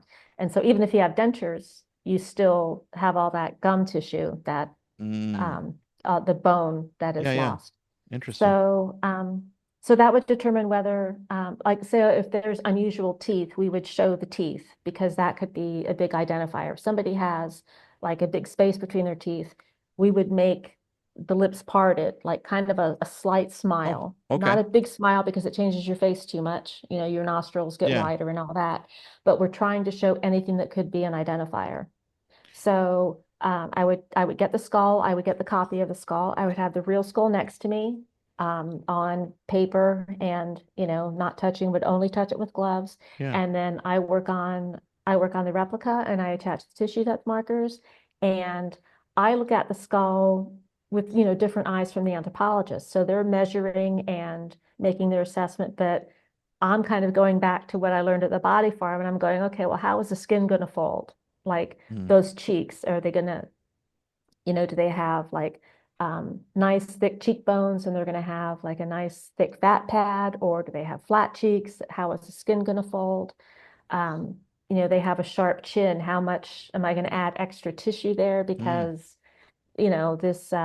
this feature of the skull is more robust, all that. So then I work on it. I do a rough in, basically I go slow as molasses in the beginning because like setting the eyes, they have to be set in 3 dimensions. You don't want them too far out, too pushed in. You don't want them off center, yeah. We're not perfectly symmetrical, but I would need to make sure that each eye was placed appropriately in the orbit, to each Okay. other. Um, so probably the first 8 hours roughing in and just going really slow because the worst thing is to be sculpting along and then go, is that what the skull's doing? And you start Oh, second guessing yourself and it's yeah. like, should I have done that? And then I would always scrape the eyeballs out and start over. Like it was just my coworker was, he'd go, why are you doing that? And I said, they don't seem right. I think I can get them better. I think they're wrong or whatever. And he goes, if you redo them, they're going to look exactly the same. And like they usually did. But Eh, I had to know right. that I had them right or as Like right as they could be. what I've seen like on TV shows and stuff, there's like little erasers, Yes. Yep. that Those are the you tissue like depth stick. markers. Okay, what are those called? Tissue depth markers. Okay. So they can be the little erasers, they can be coffee stirrers or little Q-tips, any little. The reason they started, do you know why they started as erasers? Is because um, they would write the numbers for like each corresponding, like, one, Oh. two, three. And so then that way you could save the markers, put them in a little bag and go, okay, this is an average Caucasian male, and you could reuse the markers. Oh, okay. To me, they're too big and clunky. I didn't like using the erasers Okay. because, well, after a while, I have all the tissue depths memorized. So, I didn't need to look at a number in a chart. I just knew. And it's easier to sculpt around like little sticks or something. Okay. And then once I knew that I was staying in line with where the tissue depths were, and we didn't always, well, I wouldn't say we didn't always. I mean, we often veered from the tissue depth markers because they're just averages. So if the skull is telling you, they're going to have a lot more tissue or muscle on this one feature because it's just a very strong feature, like, the side of the jawline or whatever, then we would adjust that because you don't want to homogenize it. Yeah. It's a facial approximation. So, it's in the word that you're approximating, but you want to try to highlight any uniqueness in the skull that's there because that could be the identifier. So, I would get it probably, about like 80, 90% done. I didn't do a lot of fine tuning until the anthropologist looked at it and, go, okay, like I think the nose could be more crooked, like Mm, really busted up nose in life. So really, put more emphasis on the nose. So you might even kind of push things a little bit, not caricature, but just to make like a statement that this was a broken nose. Do you know okay. what I mean? Yeah, yeah, yeah, And gotcha. So, and we always did them neutral color. We didn't colorize them. That's okay. another And one of my big bugaboos. for eyes, yeah, they were neutral colors unless you knew it. Eyes neutrals. Yeah. And we never knew the eye color because these were all skeletal These are, remains. yeah, yeah. And So, so even if we had like a decomp, I mean, yeah, the eye color can change. right, And we did no skin color or hair color. So, right. And I'm just thinking to myself, how tedious could that be? For me, I'm a very impatient person. I'd be starting something like that. And I'm like, man, I just wanted to get to the finish line here. I just want to get this thing uh, done and over with. I mean, how long would it take you from the start to the finish? What are we talking? I would say 30 to 40 hours, but Wow. I would work multiple cases, Mm. like I would work 4 or 5, 6 hours on one and then go, okay, I'm going to come back with fresh eyes, Oh, which is okay. what you want to do, what you Right, want right. to do. And then, we generally, our timeline, once I got the skull, would be 3 months to turn it around to give it back to the agency.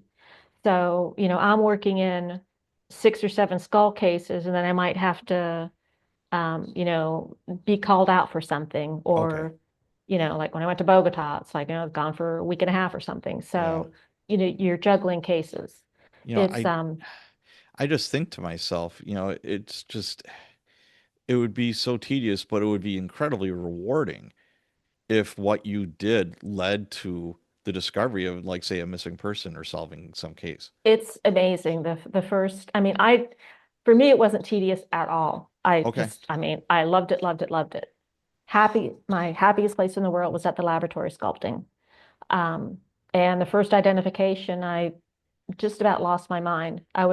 And I don't want that to sound like, oh boy, like, but I wanted to know that I was doing it right and that, Yeah. you know, I want to know that I know my job. And so, Do you remember what um, the first one was? What was the case? absolutely. Absolutely. It was funny. I remember I was out pumping gas and my coworker called me and he said, "Did you hear what happened?"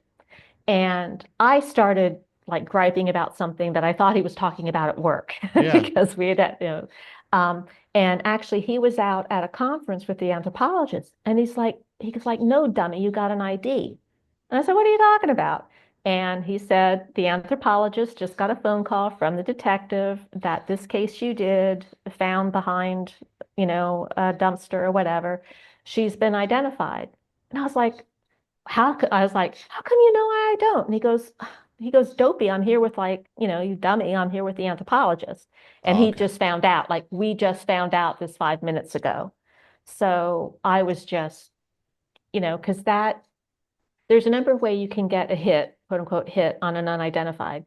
So the one that every artist wants because it's like the perfect store, the perfect, Yeah. um, and validation is that you've done the sculpture, it goes out, somebody that knew that person sees it, they recognize, they call police, and they go, "Here's the DNA," and it's a match. That is the I won't say it's the ideal scenario because ideally, DNA would have already been in the database, but that is a nice, A through Z progression of Yeah. this sculpture did its job. This is how it's Sometimes supposed you to work. get, yeah, Yeah. yeah. Sometimes you get a cold hit in CODIS, which, nothing Right. to sneeze at, and maybe the sculpture didn't play a part, but it doesn't matter. It's still an identification, Sure. and you can still look at the ID photo and see how close or how far away you got.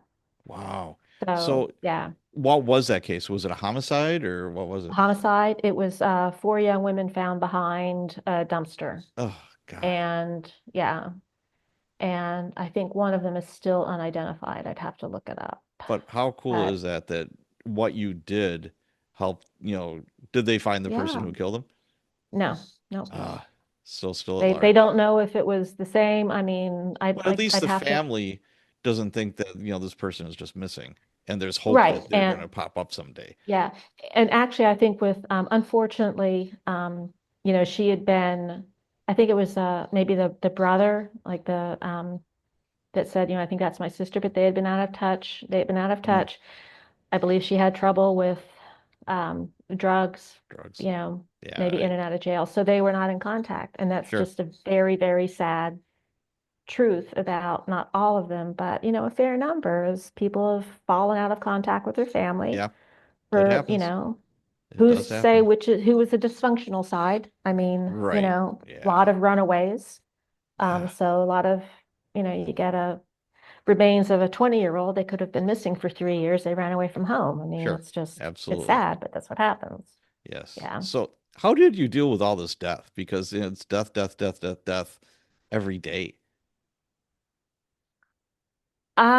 Just trying to think, well, at least I'm trying to help, Okay. it was like, I'm at least trying to help. And, I wasn't, yeah, I mean, I did have skulls on my desk every day, so I guess that is pretty tangible that Yeah, it is. I'm working with dead people. So I don't know. I didn't really think of it that way. It was Okay. like, um, yeah, I remember the very first skull, and I would look at a skull, and it's like, you see their teeth or something, and you go, they never, they never thought they were going to end up in a box, like, Yeah. like you don't imagine this is how you're going to end up. Not at all. And then I would try to think like, this skull used to be a person that was like talking and laughing with their friends. Yep. I would kind of think of that, and Mm-hmm. not to get maudlin or anything, but just, it's surreal. It's surreal I'm that you're sure. holding a person's face. Yeah, that's So, yeah, yeah. absolutely. I mean, So, I mean, eventually you wound up retiring, and we could talk a little bit about the latter part of your career with all the Mhm. stuff that was going on. But what do you miss the most or the least about working for the FBI? I miss I miss just being involved with, like just being involved with helping. That sounds so trite, but I miss the working with the agents and, oh, we got a hit, or oh, Yeah. we've got this sting operation, or we've got a human trafficking thing we're gonna try to take down. It would just be like, oh boy, Yep. like put me in, coach. Do you know what I mean? That Yeah, kind of I feeling. do know what you mean because I've been retired from it for 5 years, and Yeah, you miss so that feeling. It was like, okay, we're gonna go get a bad guy now. yeah, And it's yeah, yep, like that's been victimizing people and et cetera, et cetera. And you're like, yeah, rock on, this is awesome. yep. And that's just taken away from you. Yeah, yeah. And I would have, um, I was planning on staying till at least 63. I just turned 64. So yeah, I did end up retiring early, which we can get into if time allows and if you want to. I'm certainly happy to talk about it. Sure. Um, but yeah, I loved it. It's like I almost thought I was going to be going out of the job feet first. Like I just loved it. Yeah, It's really, I just feel like that was a job I was meant to do. It was that's like awesome. perfect, perfect. You Yeah. know what? And I think about it, I have friends or acquaintances that they spend 30 years, 40 years, whatever, doing some job they absolutely hated. Ah, yes. I can't imagine, just sucking the soul out of you. It, Just sitting in some cube doing X, Y, or Z yep, for that many years and just hating it. And yep. I couldn't imagine. It's soul sucking. I mean, I hated doing administrative work. Oh my God, like hated admin work. Sure. Um, so, thank God I was able to get out of it. And some people love it, but not me, man. It was just the perfect meshing of like artwork and, you know, fighting for good. I Yeah, know that sounds absolutely. trite. It No, it's sounds not. I corny, mean, but I don't think it is, and I think I the grew world would be I a better grew up. place if more people thought that way, I think. Yeah. I mean, I grew up with watching John Wayne movies and war Oh, movies with my dad and stuff. So, absolutely. it was just he was all about that. No, that's So, yeah. I totally get that. So, do you when you're looking at when you're out in the wild, do you still catch yourself like taking real close notice of people's faces? I mean, you did it for so long. Absolutely. Oh, of course. I'm like x-raying their face. If somebody's got something like really cool going on, do you know what I mean? It's like, Yeah, what's going on under there? Like, can I have your skull? I was like, can I see what your skull looks like? I actually have a scan of my skull. you do. Yes. How cool is I that? made sure I made sure to Oh, is that cool? Oh my this gosh. is me. So I Wow. got this. See, small orbits. Like I knew I had small orbits and I do. Dang. Um, I know. So what happened was like I was thinking, man, if I have to pay for a CT scan, like willingly put myself, under radiation or magnetics or whatever it is that they do to, nuke my skull, like nuke my face, I would love a copy of my skull. And I got it in the most unexpected way. I went to the dentist. They did one of those 180 Yeah, scans, yep. x-rays. Well, so he puts it up on screen and I see my skull. I just thought it was going to be x-rays of my teeth. And I was Yeah. like, oh my God, like I said, you got my skull? And he was like, yeah. So then I said, well, this was my job. And so I then need a he's geeking copy. out. And I said, can I have a copy? He pulled out a USB and gave me a copy. And then How I cool had it is stitched together. that? Oh my God, And yes. I had a copy printed when I was in the States and then came here to Portugal and I've got the file. So I had a copy printed. Oh, So is that cool? I've Oh my got my gosh. skull in my art room. I know people have said like, "Oh, I'm so jealous." It's like all you Now, need, like, go to the dentist if you have a high-tech dentist. if can you look at like my face and say, "Hey, you know what? I think that guy's nose is broken." Can you do that or not? I see if you were a skull, if the skull No, or just your looking at face my now. face right now. Is your nose a little bit crooked? Oh yeah. going to your left, Yeah. right? Because I don't want to get the things. Right. Yeah. Yeah. Yeah. Yeah. So was your nose broken or am I? Couple times. Yeah. Oh, really? Oh Okay. yeah. But you can kind of figure that stuff out just by looking, Well, I mean, the the bones of your nose are still crooked. So yeah. unless you used to have a perfectly straight nose, It you see was what I mean? pretty Because you straight. could be born, yeah, so you could be born with a crooked nose. Yeah, Oh, true. yeah. I just want to say one thing before I forget, which is like basically in like, educating people what to look for when they look at approximations and stuff. Like I had one that was ID'd and it was a really, really good resemblance except for the nose because the young man had an extremely crooked nose. And it's like, why didn't, somebody could say, well, this sculpture has a straight nose. He had a crooked nose. That can't be him. Well, we get skulls in all kind of condition, like pieces of it are missing. Oh, sure, So sure. that part of the nose, the nasal bones were completely broken off. So when you don't have any clues, guess what? You have to go with average. Oh, okay, So gotcha. see, that's how, like I said, when I see something on the internet and I'm like, no, because they don't know that the condition that the skull was found in. So they're Okay, making assumptions of this artist started with a perfect skull. And it's like, no, okay. these skulls have been out getting knocked around and first, Sure, sure. So, usually what trauma. what you were in was a small niche field. Yes, What's your advice very for much. someone who wants to be a forensic artist? Nowadays, I used to see 10 years ago, the way in, foot in the door, was through doing composite drawings because, forensics, you're working with law enforcement. Everybody has a camera, so composite drawings, I mean, you don't see them anymore. Right. First COVID, everybody's wearing a mask, and then, Yeah, so, true. but I do see an opening for facial approximation. And where you wouldn't have to be in law enforcement necessarily, you could conceivably offer services. Agencies don't have money. Right, So yeah. if you really wanted to do this, you might need to volunteer. So anybody that has, like I went to a medical illustrator conference, and those people would be, I told them all, like, because they were said, I said, you guys would be awesome at facial approximation because they have in-depth knowledge of anatomy and all that, and they're working with, universities or whatever. So um, because of the 3D scanning, somebody could work on a skull and without actually have the skull. Like somebody could send Okay. an artist a 3D scan, and so they don't actually have to be accountable for the evidence. Because see, that's Oh, the problem with people wanting to volunteer and freelance as well. What agency is going to sign over a piece of evidence to you? yeah, that's very true. That's Yes. not going to happen. But now with scanning the skulls and 3D sculpting, somebody could very conceivably do that. Yeah. Interesting. It's making connections with law enforcement or medical examiners because of the people with the skulls. Yeah. So All right. that's the thing. Okay, cool. Now let's talk about FBI culture. You know, Sure. there's agents and everyone else, and you Yep. were everyone else. Everyone Could you else. explain that, please?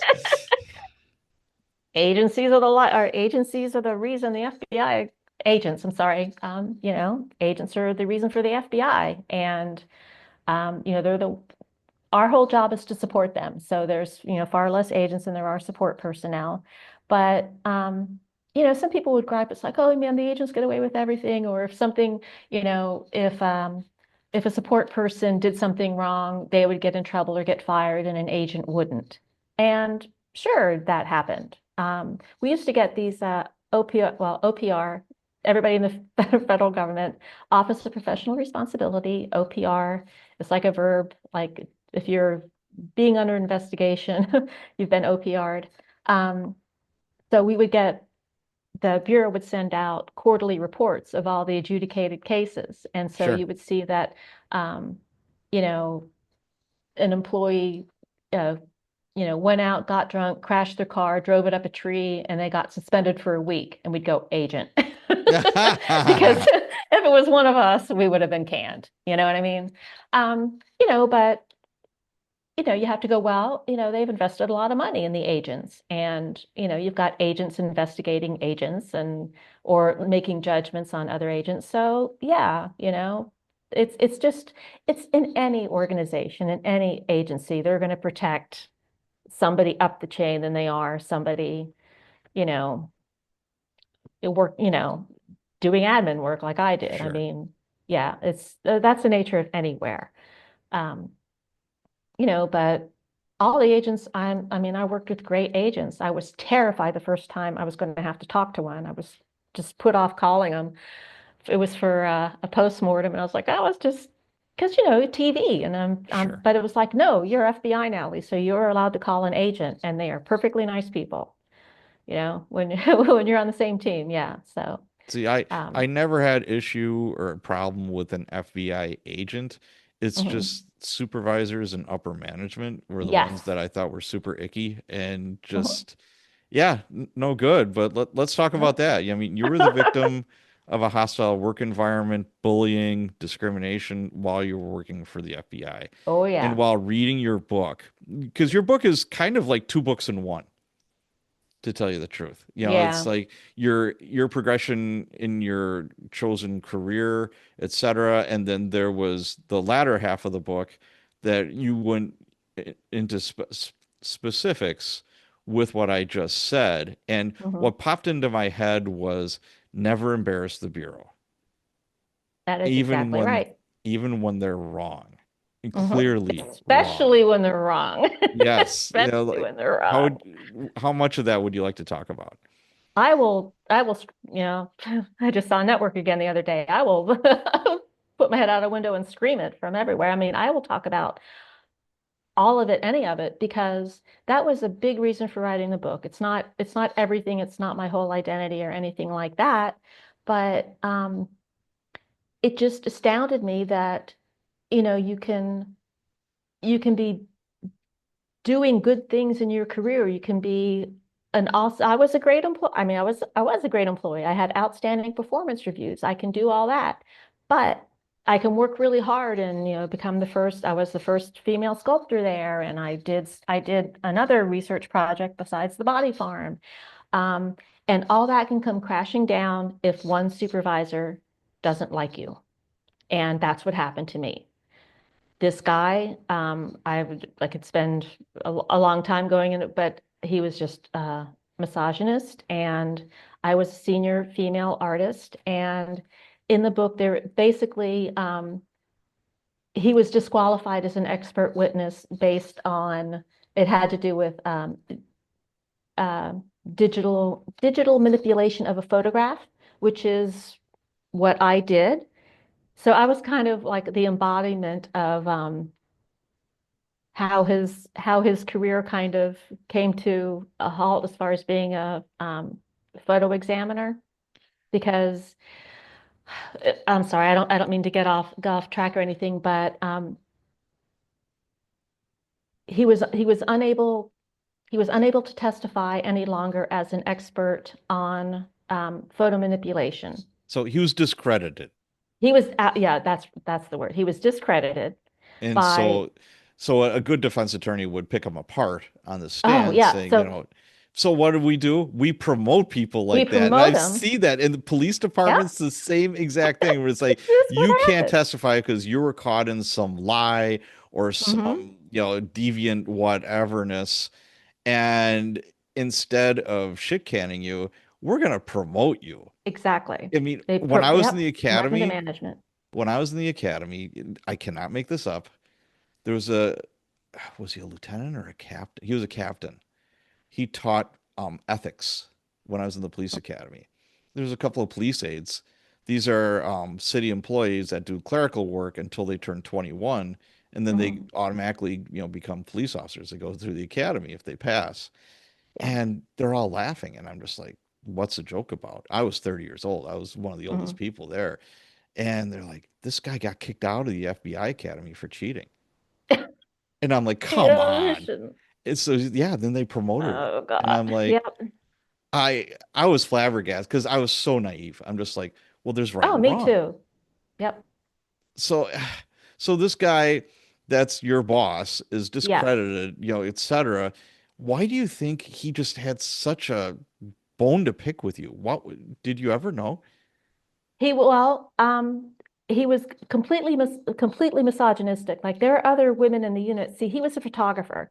We got this all happened through a reorg where several artists got dumped into his unit. He thought that the only worthwhile job was being a photographer and artists were like less than pond scum.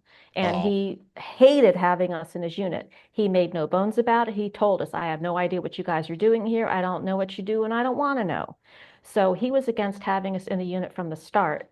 I was a senior female artist. He did not like women. There are other women in the unit, photographers, administrative women that he went after too. I was not the only woman he went after okay, okay, at all. I was not the only woman.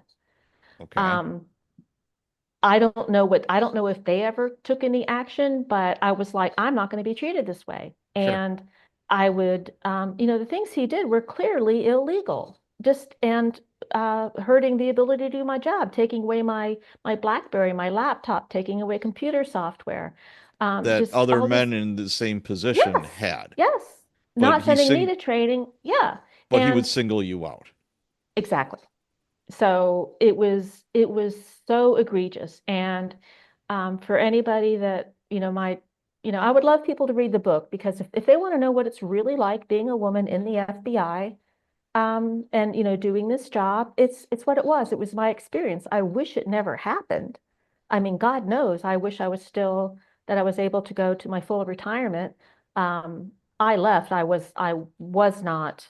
They were not about to get rid of me. I was going to go on my own terms. Right. But this is what can happen, and all it takes is one person, and management will stick together. Unfortunately, I'm sorry, but it's true and you would like to think the FBI wouldn't do that. But he basically lost his ability to be an examiner because he said that he could tell real photographs from manipulated. And guess what I did? I could make a photo look real that Oh, wasn't. So okay. see, I was like, it was like he thought it was like the universe laughing in his face because Oh, see what I mean? I was like the yeah. living embodiment of like, this is the person that could have created the image that, I could make images out of not thin air maybe, but I could retouch images and you would think they were real, just like AI can do now, but I did it the old-fashioned way with Photoshop. Right. So, it wasn't just age progressions and things like that. I was also creating um, for cases, quote unquote, false images. Yeah. But Can't say when anymore, I was but reading your book, it's like, okay, there was instances like you said, they took away your BlackBerry when everybody else had one that was doing the same job. They didn't let you go to training that other people were allowed to go to, your laptop. There were so many different things and, but what really jumped out at me and it makes total sense, in a very twisted maniacal way was instead of taking care of the problem like his bosses, they're covering for him yeah, absolutely. I instead mean, he of broke into my, embarrassing the bureau by saying, "Hey, we've got somebody here that's doing these egregious things and yeah, isn't he's not performing his job correctly." he's middle management. He's like so expendable. And I'm the Right. one that qualifies as an expert in my field. I'm a subject matter expert. Like I would be accepted. I was recognized as an authority in facial approximation. He was a paper pusher, but guess who they protected? They protected him. I mean, the man broke into my evidence locker and broke the chain of custody. How much more wrong does that, Yeah, that's how illegal much actually, wrong but can that yeah. be? I Right. know, but Yeah, guess what? that's but So, and what I have seen through law enforcement at every level, the more you try to cover stuff up, the more you try to cover for your pal or whatever when they're clearly in the wrong, the worse it gets. It mhm, just becomes this snowball of just shittiness yeah. that, this is my advice for anybody that's listening that wants to be a boss or whatever. It's like, you know what?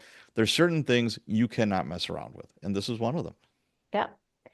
Yeah. And so, as far as the book, like, I'm proud of the book that I wrote. I think I'm proud of it. And it never occurred to me to write a book. If I had had a quote unquote normal career, I would have said, well, that was an awesome career, and I would have retired, and that would have been the end of it. Right. But it was like, I have to say something because if I don't say anything, nothing will, not that it's going to change anything, but at least I have to get it out there. I have to say what happened. See, I mean, they completely disparaged me. What they do is they attack the quote unquote victim, like they attack your integrity and your reputation. And nobody's going to say after how hard I work that I wasn't good at my job and that I didn't know what I was doing. And you do not dare disparage me or go against my work ethic. Like I will not stand for that. And that was my thing. And for everything that's in the book about the harassment and the bullying and the yelling and the all that stuff, the nightmare, there's twice as much more that happened. I didn't want the whole thing right. to be, but I had to say it and I Sure. pared it down as much as I could. Well, Um, I was a sergeant, so, chain of command, it's a police officer, sergeant, lieutenant, captain, et cetera. And we have very clear-cut guidelines as far as if an employee, either civilian or sworn, feels like they're being discriminated against, hostile work environment, any kind of sexual harassment, anything like that.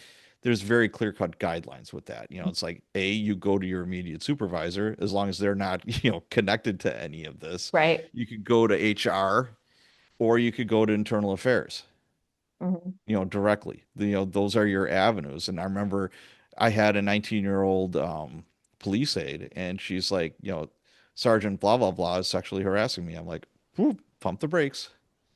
Here, we're going in the back Yeah. office. I'm getting another sergeant with me, and we're going to talk to you. These are your choices. Hmm. What would you like to do? And she said, well, I'd like to talk to you, and then, go up the chain. And I said, I called internal affairs for guidance, and they're like, Hmm. have her write, more or less write it up, what Yeah. what the incident was. I mean, there's certain things in a police department you can kind of blow off or laugh about or Right. whatever, but those things, hell no. That Right. is kryptonite for Superman. I mean, unless you don't Yeah. value your career, you don't mess around with that stuff. And I'm looking like from a boss angle. Exactly. Yeah. It's like, hell no. When I was reading your book, I was like jumping up and down. I'm like, how stupid can you be? It's like, how stupid can this boss be? And then, and I know this from, I had lots of friends that worked up in internal affairs, and yours is what, the Office of Professional what, Responsibility. Yep. Responsibility, same Mhm. difference. Yep. And some of them were rock stars that did the right thing.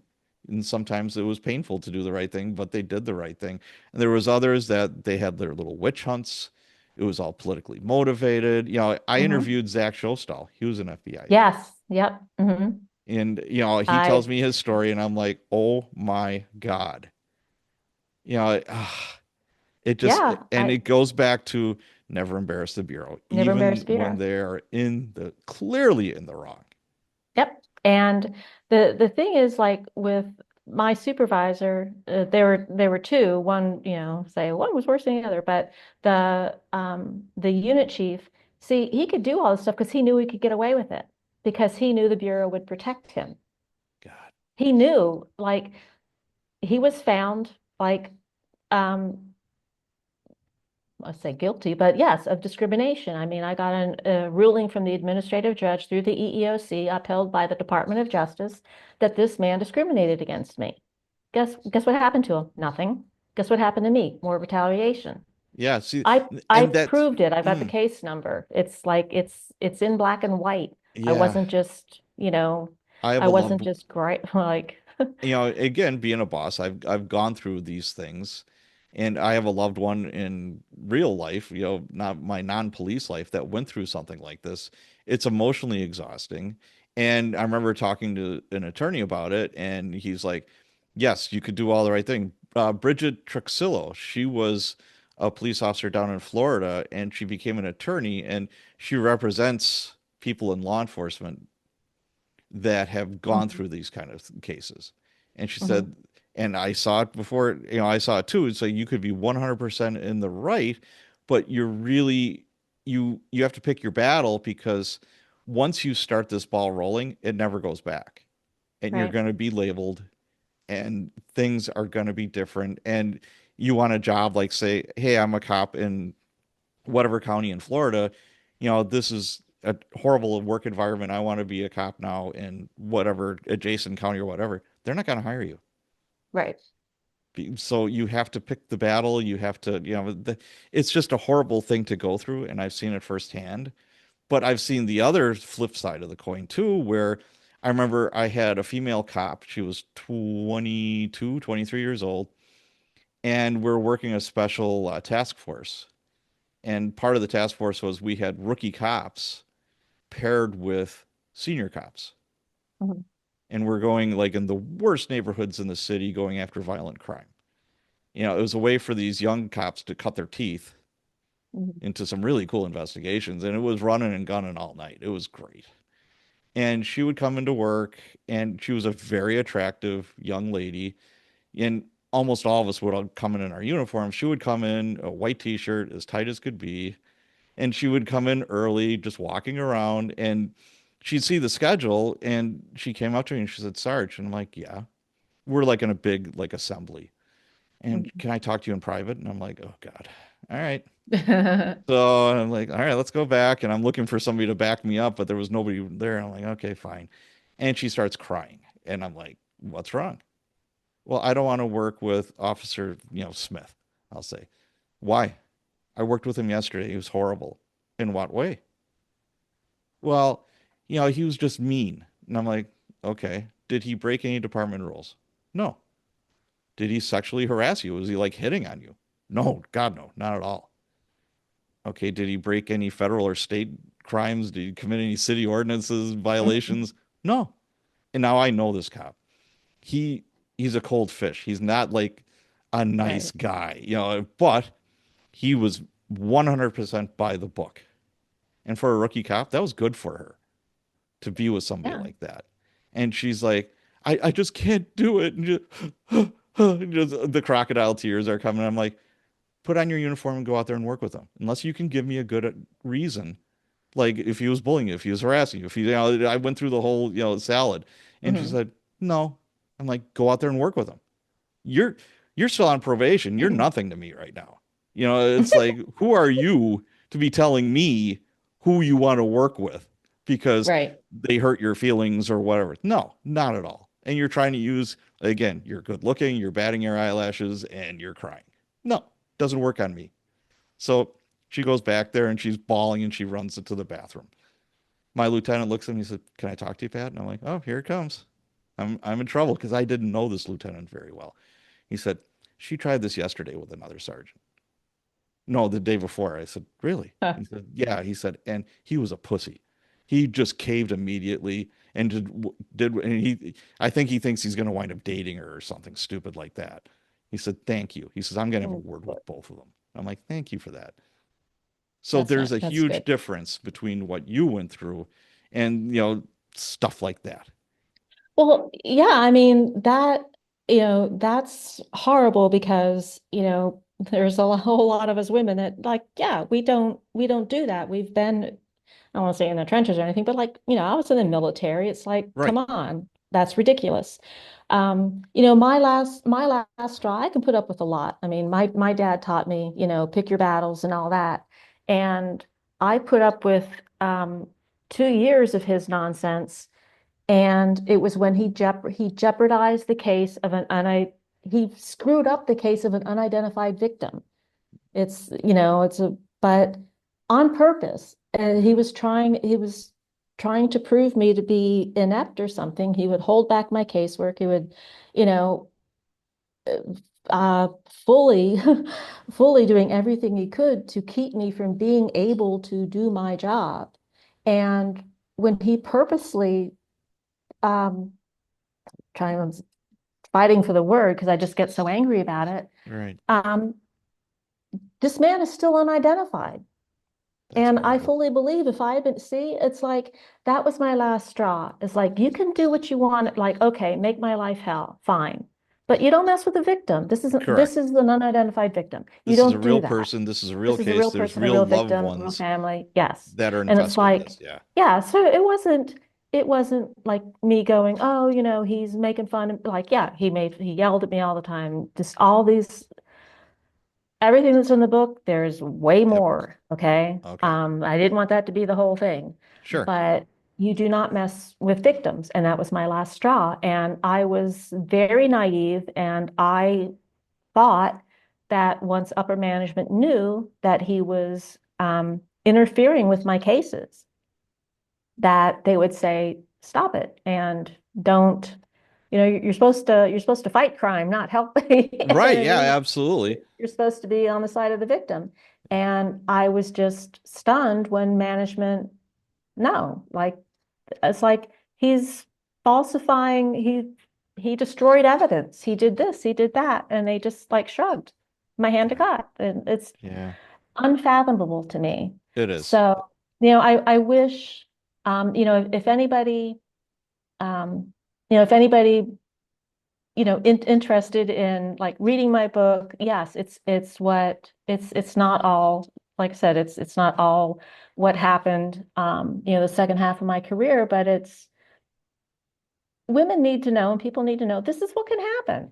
Yes. This is what can happen. You can be the best you can at your job, and something like this could still happen. And I wanted to balance it, and it's just unfortunately it's reality. I mean, talking to friends that are still in the bureau, and an agent or two that I know, and this stuff is still going on, I and don't doubt that in the least. it's You know, still going on. that's so unfortunate. But your Yeah. book, Clay and Bones, we've been talking about it, and I think we know why you wrote it. Now, I listened to the audio version Hmm. and I absolutely loved it. Your narrator Oh, knocked it out of the park. You yay! Thank your you. book passed the Pat's parking lot test. When I'm going to the gym, I'm going to the grocery store or whatever, if I really like what I'm listening to, I have a hard time getting out of my car. Oh, You know, I'll get to my location, and it's oh, that's like nice. I want to see it. Thanks. That's why I know this book was awesome. You know, you did a great job. Thank Kudos to you. you.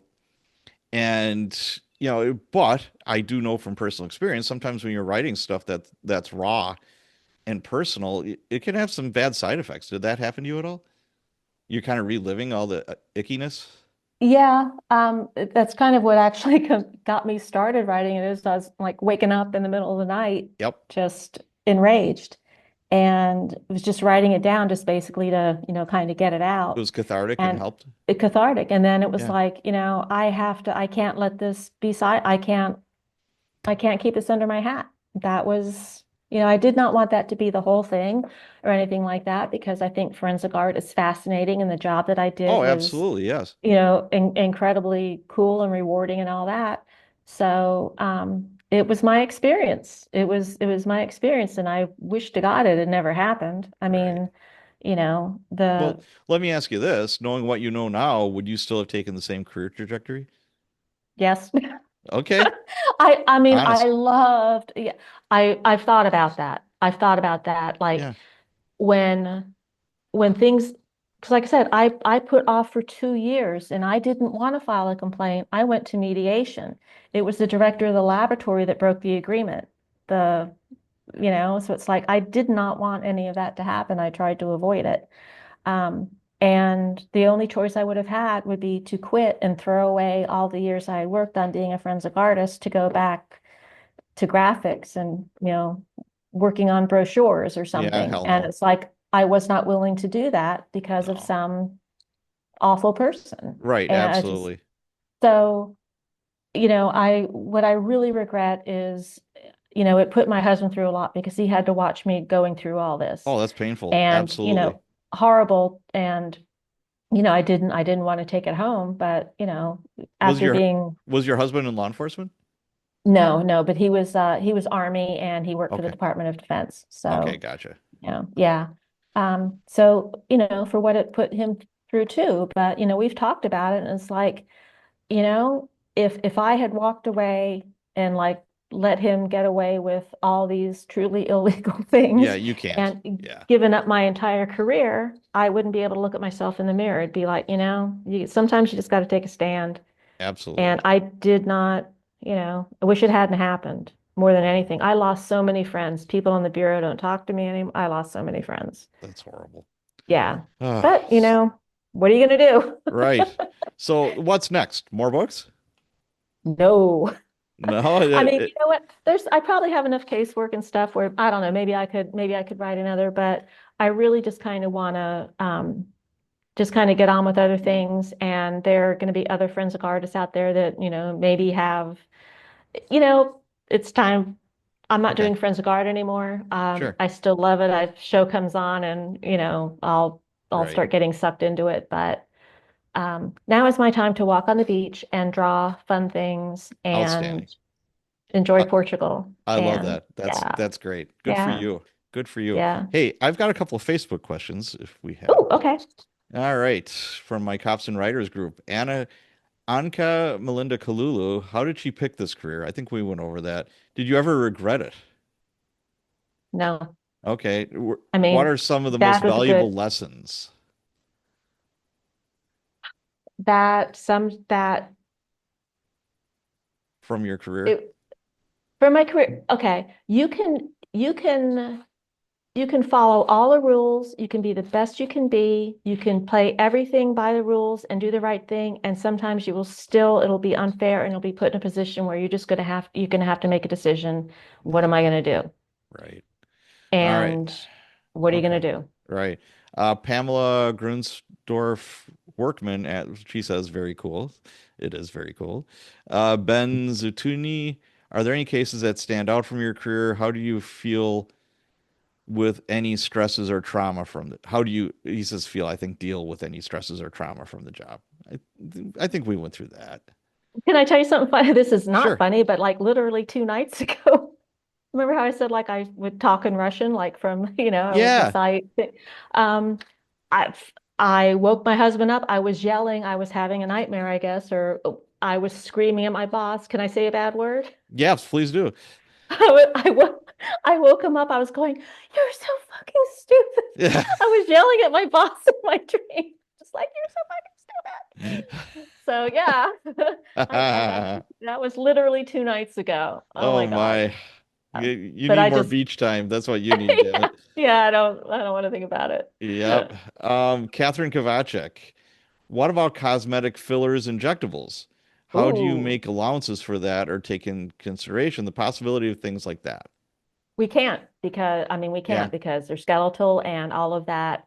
It doesn't dissolve when you're alive, but when you're dead, it sure does. So there's Okay. there's no way we can, yeah, they've proven that the filler stays. Yeah, Absolutely. the only way we would be able to know about plastic surgery is like if they had a nose job and they broke the bones or anything Mm, like that. okay. But everything Then, else is literally skin deep. then Sally Taganucci this is a good question. As she works on skulls, what was the longest dead skull, I hope dead, that she has worked on and done facial reconstruction for? What is the most accurate age progression result she's ever done? The coldest unidentified case was like 40 years. Maybe it was 38 or 39, but it was like 40 years Wow. she was identified. And she And was identified. she was identified. Wow. I actually found out about it after I retired. The detective emailed me. He called the bureau, found out, he called me at home, emailed me and called me and said that she was identified. And he sent me the ID picture, and it was one of those really close ones. That's awesome. How And good what do you was feel? That's crazy, good for you. she had a twin sister who was also deceased. Holy cow. In that, I know, Was it identical an twin evil sister. twin sister? That would No, make for a it was good so plot. Yeah. sad. I know, but yeah. So Wow. yeah, that was like 40 years that Dang. she was identified. All right, let's wrap this up. Holy cow, we've been Okay. talking for a while here. Clay and Bones, your book Clay and Bones, which I highly recommend. I absolutely loved Thank your you. book. I think it could be two books, your career and then maybe later what happened and all the stuff you went through later on. And I think, somebody's going to read that and it's going to help them. I really do. S- That was the whole thing is that um it's you have to know these things. I Yes, mean, somebody might have stars in their eyes and it doesn't mean it's going to happen, but boy, you need to be prepared if it does. absolutely. Being really good at your job doesn't always matter. Yeah. So Clay and Bones, where is it available? I think everywhere. It's like Everywhere? online. It's Okay. paperback. I actually saw it in a bookstore. I was thrilled. Audible and Kindle and Okay. paperback. Yep. Outstanding. And So, libraries. I don't mind if anybody gets it from a library. yeah, where can people go to find out more about you and your work? Oh gosh, I have an Instagram. It's Clay and Bones, and I'm kind of updating my website. But I try to put as much educational stuff as I can on Instagram. And if anybody has a question, ask me. I will answer you on Instagram. Okay. I And you will do have the answer. website still. Is that Yes, lisabailey.com? yes. Lisa LisaBaileyAuthor.com. Bailey author. Yeah. It's an, There are yeah, many I, Lisa Baileys out there in the world. yeah, So okay. I have to All narrow right, it down. Lisa Bailey, Clay and Bones. You guys need to go out and buy it. I absolutely loved it. Thank you so much for being on the show. Thank you. Thank you. This was great. It was fun.